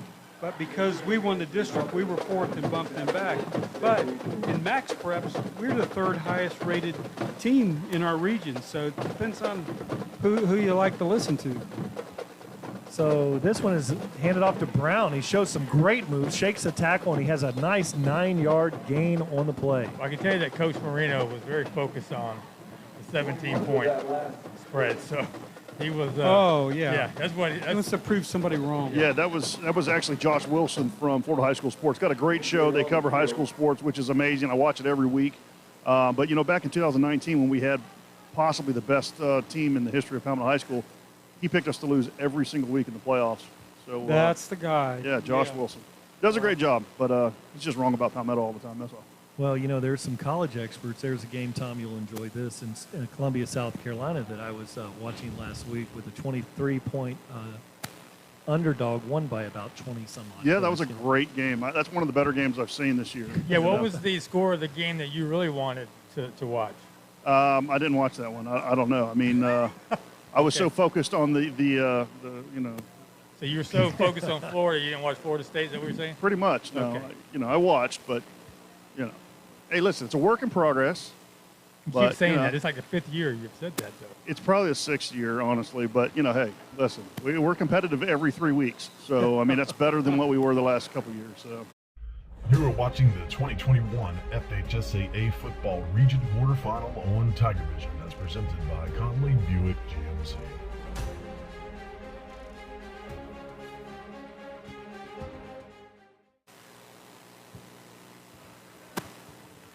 .7:17 on this running clock here. A little injury timeout there as Isaiah Fitzpatrick went to the sideline. Looks like he's okay. Number 11 here, King Gonzalez Jr. goes out here wide in the formation. This time they hand it off to Brown again. Boy, he looks nice. He's got a big run. Cuts it up for a gain of about 18 yards. It does appear that all the starters, for the most part, have come out. You're allowed to dress 60 people for these playoff games in each squad. So it's good to get these young kids in there to, like we've done in the past, get them some playoff experience. Running hard is Brown. Oh, nice move. Great tackle. But that's Crawford. Crawford again. Yeah. That's another Good textbook tackle. Elijah, he looks great running the ball, and that's number 10, Davian Brown. He's a 5'10", 165-pound sophomore out there. Looks great. Flag, water break. So there's a flag down on the field and a water break. Does that mean it's a penalty to drink water? I don't know what's going there. I'm off with drinking of the water. There must have been some chirping going on down there. I don't know what happened. That's some high-quality H2O. Thank you for that Arctic Air Water Boy sideline report from Tom Porter. During Mama said. Mama said. The alligator owner because of the medulla oblongata. Yeah, okay, we got that. All them teeth and no toothbrush. Football fans, the best games are yet to be played. Make plans to attend the 2021 Florida High School Football State Championship Games. The intense 1A through 3A action takes place at Gene Cox Stadium in Tallahassee, December 9th through the 11th. The 4A through 8A action will take place at DRV P&K Stadium in Fort Lauderdale, December 16th through the 18th. Tickets start as low as $12. Come out and watch the best in Florida high school football play. Visit the FHSAA website at FHSAA.com for more information.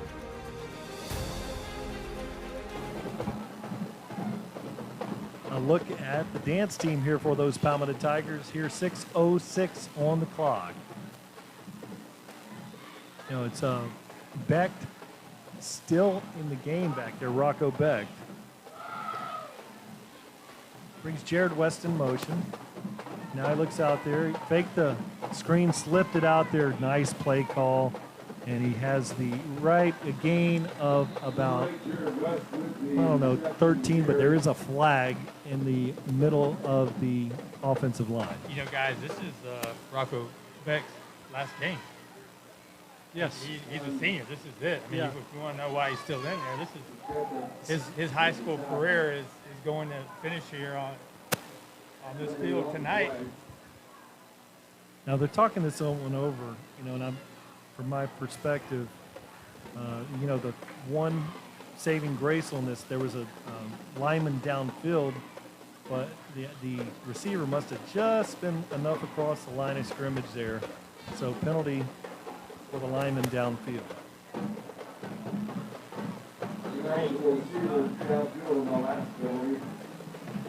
Really nice play design there.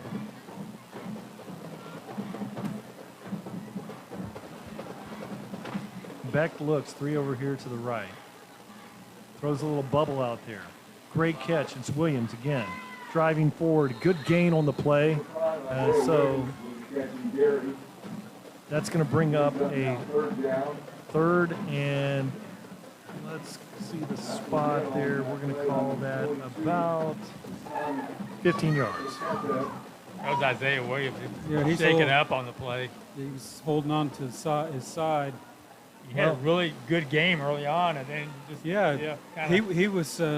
caught 3 or 4 passes on that first drive and he came out of nowhere. He has been out there all night. Special teams. Just catching his breath, probably. Offense, defense. Isaiah Williams is in the slot this time. Rocco Beck drops back. Now he just throws this one away. Incomplete pass. That's going to bring up a 4th and 15. Running clock here. It's only 3:45 on the clock.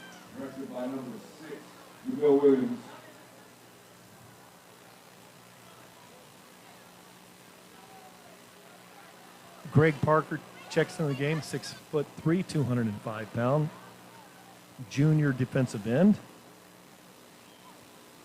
Let's put Jamil Williams in the game. Yeah, Greg Parker coming out. Maybe. Number 88 for the Tiger, Justin Scott, 6'3", 190 pound junior was out there. He checks out of the game. Marquez Hamilton, 6'3", 225 pound lineman on the interior line for the Tigers. Rocco Beck low snap, picks it up, runs to his left, throws the long ball, big arm down the sideline. Beck is there and just getting the hand there at the end of the play. Palmetto defender with a great, that's number 25, Nathan Dawes, the 6'1", 160 pound junior defensive back. He played a lot of single eye safety last week. Yeah, that was a good job by him to kind of recover because he was getting beat.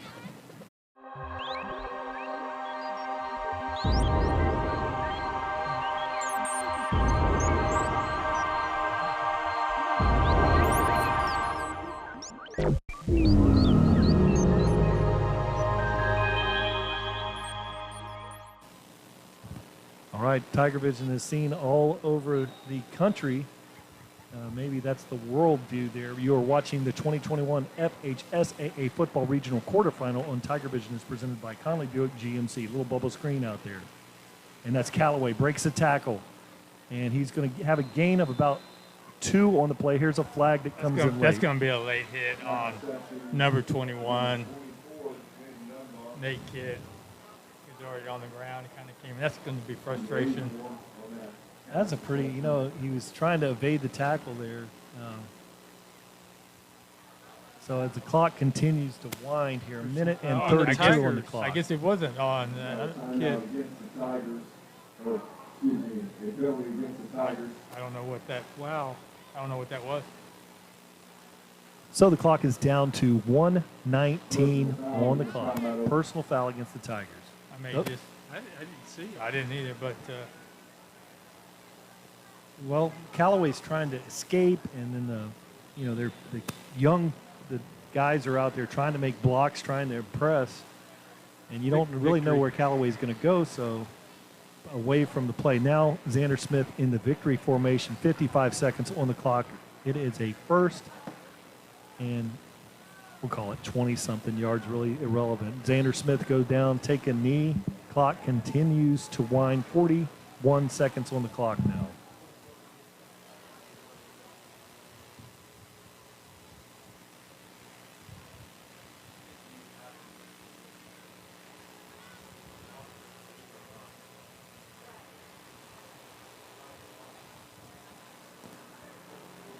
And there's the final play of the game by Xander Smith. So the Palmetto Tigers are going to win this one at home here at Harley, 41-6. And the clock's down to 10. It's just winding down. Good show of sportsmanship out there in the middle of the field with both teams. And, a frustrating game for Wiregrass Ranch, but they showed a lot of class there as the clock goes to 0. This is probably one of the most dominant playoff games that we've seen in a long time from this Tiger team, Kenny. Yeah, maybe one of those games we were supposed to have some and they forfeited on us last year. Yeah, I don't count last year because it wasn't a true playoff schedule. Yeah, everybody made it.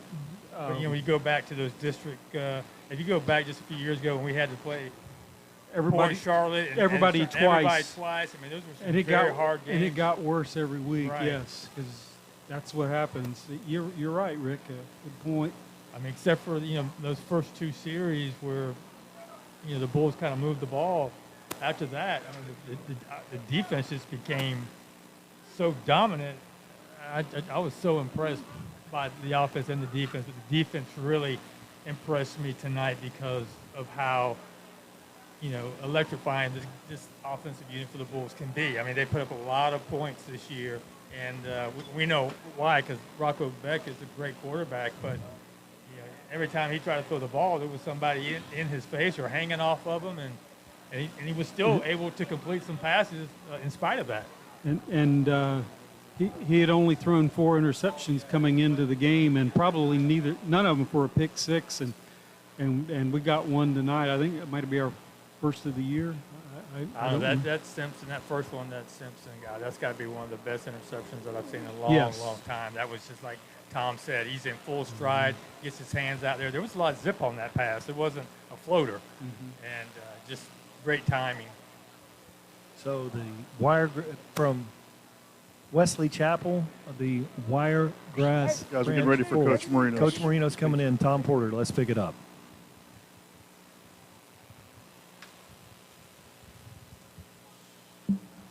Gentlemen, the goal is 5-0. The goal is 5-0.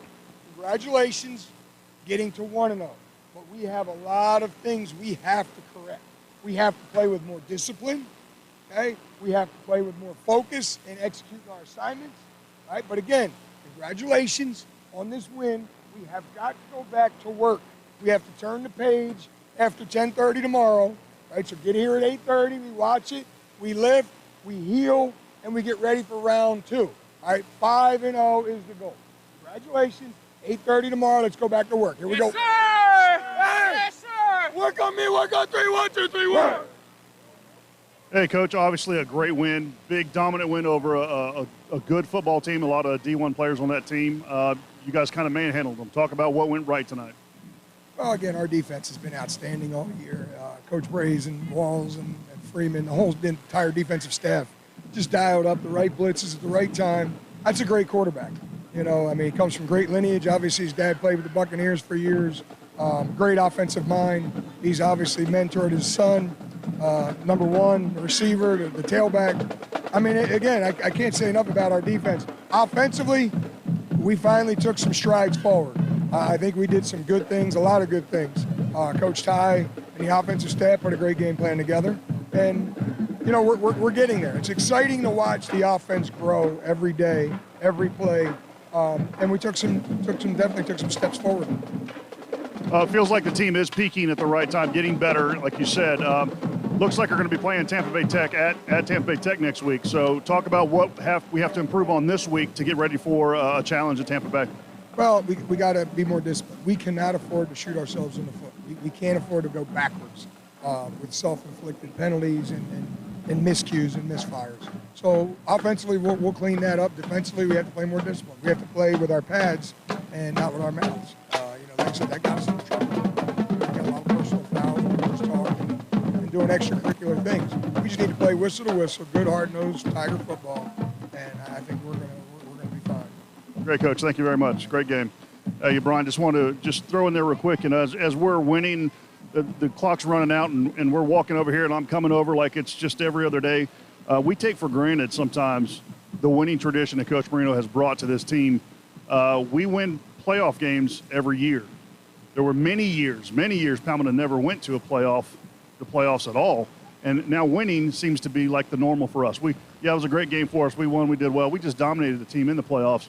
And I just think it's great that that's become the norm here. I feel like Manatee High School of the 90s, Southeast High School of the 90s. That's what Palmetto feels like right now.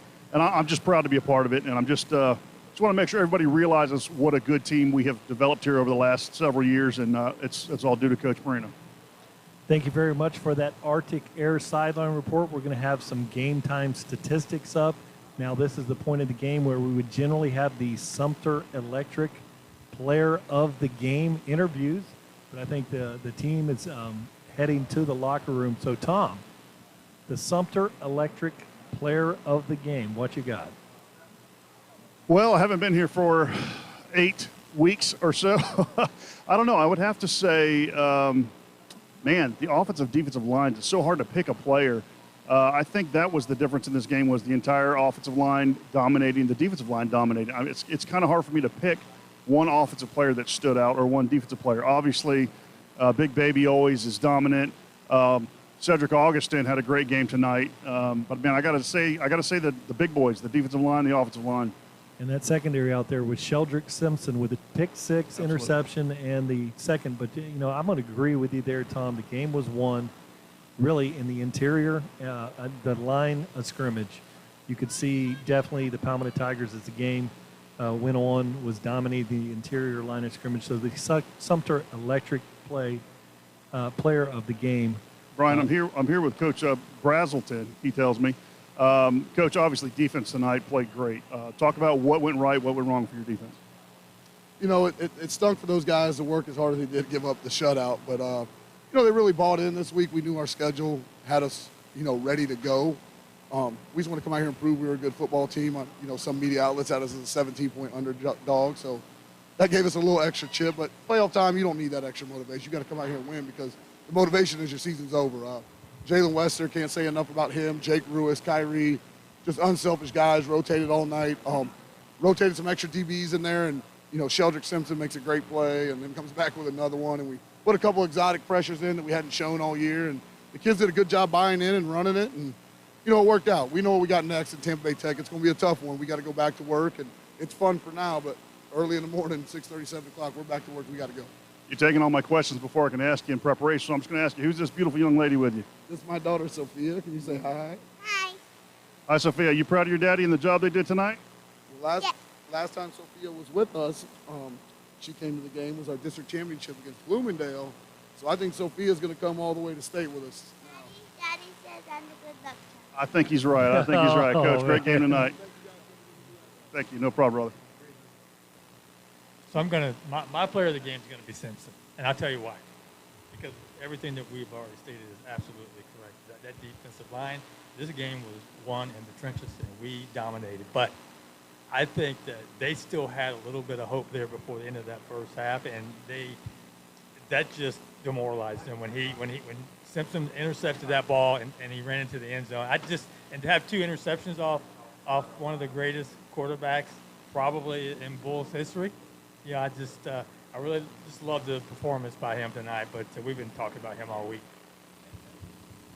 We remind you, you're watching the 2021 FHSAA football regional quarterfinal on TigerVision. It's presented by Conley Buick GMC. Let's get some game-ending statistics out there. I'm going to hand the microphone to Troy Bellamy, and it will be Tampa Tech next week at Tampa Tech for the Tigers. So at the final statistics on the game, Troy's taking a seat here, and he may have our statistician, Stephen Johnson, in our Atlanta studios, has been communicating with Troy. Let's see if we have those stats. Yes, we do. Hey, a big 41-6 victory here. Final stats, the Bulls had 23 rushes for 76 yards. The quarterback, Rocco Beck, was 12 for 29 passing for 140 yards and a touchdown. They had a total of 216 yards of total offense. The Tigers, on the other hand, victorious tonight, had 32 rushes for 178 yards. You like to see that kind of activity. 6 for 15 passing for 186 yards. Most of the completions were for big plays. We even had a couple called back. But a total of 368 yards of offense. That's what we want to see. Those big numbers on offense. So very good night. Could have been a little bit better, could have been a little bit sharper, but, you know, when you have a young team like this, And you're in the first, some of them in their first playoff action, you know, and they're the two-time defending district champs and regional finalists. Hey, you like to see almost 400 yards of offense, especially almost 200 yards on the ground. Great game tonight, 41-6. Even got a defensive score. So can't complain. We'll see what we have next for Tampa Bay Tech.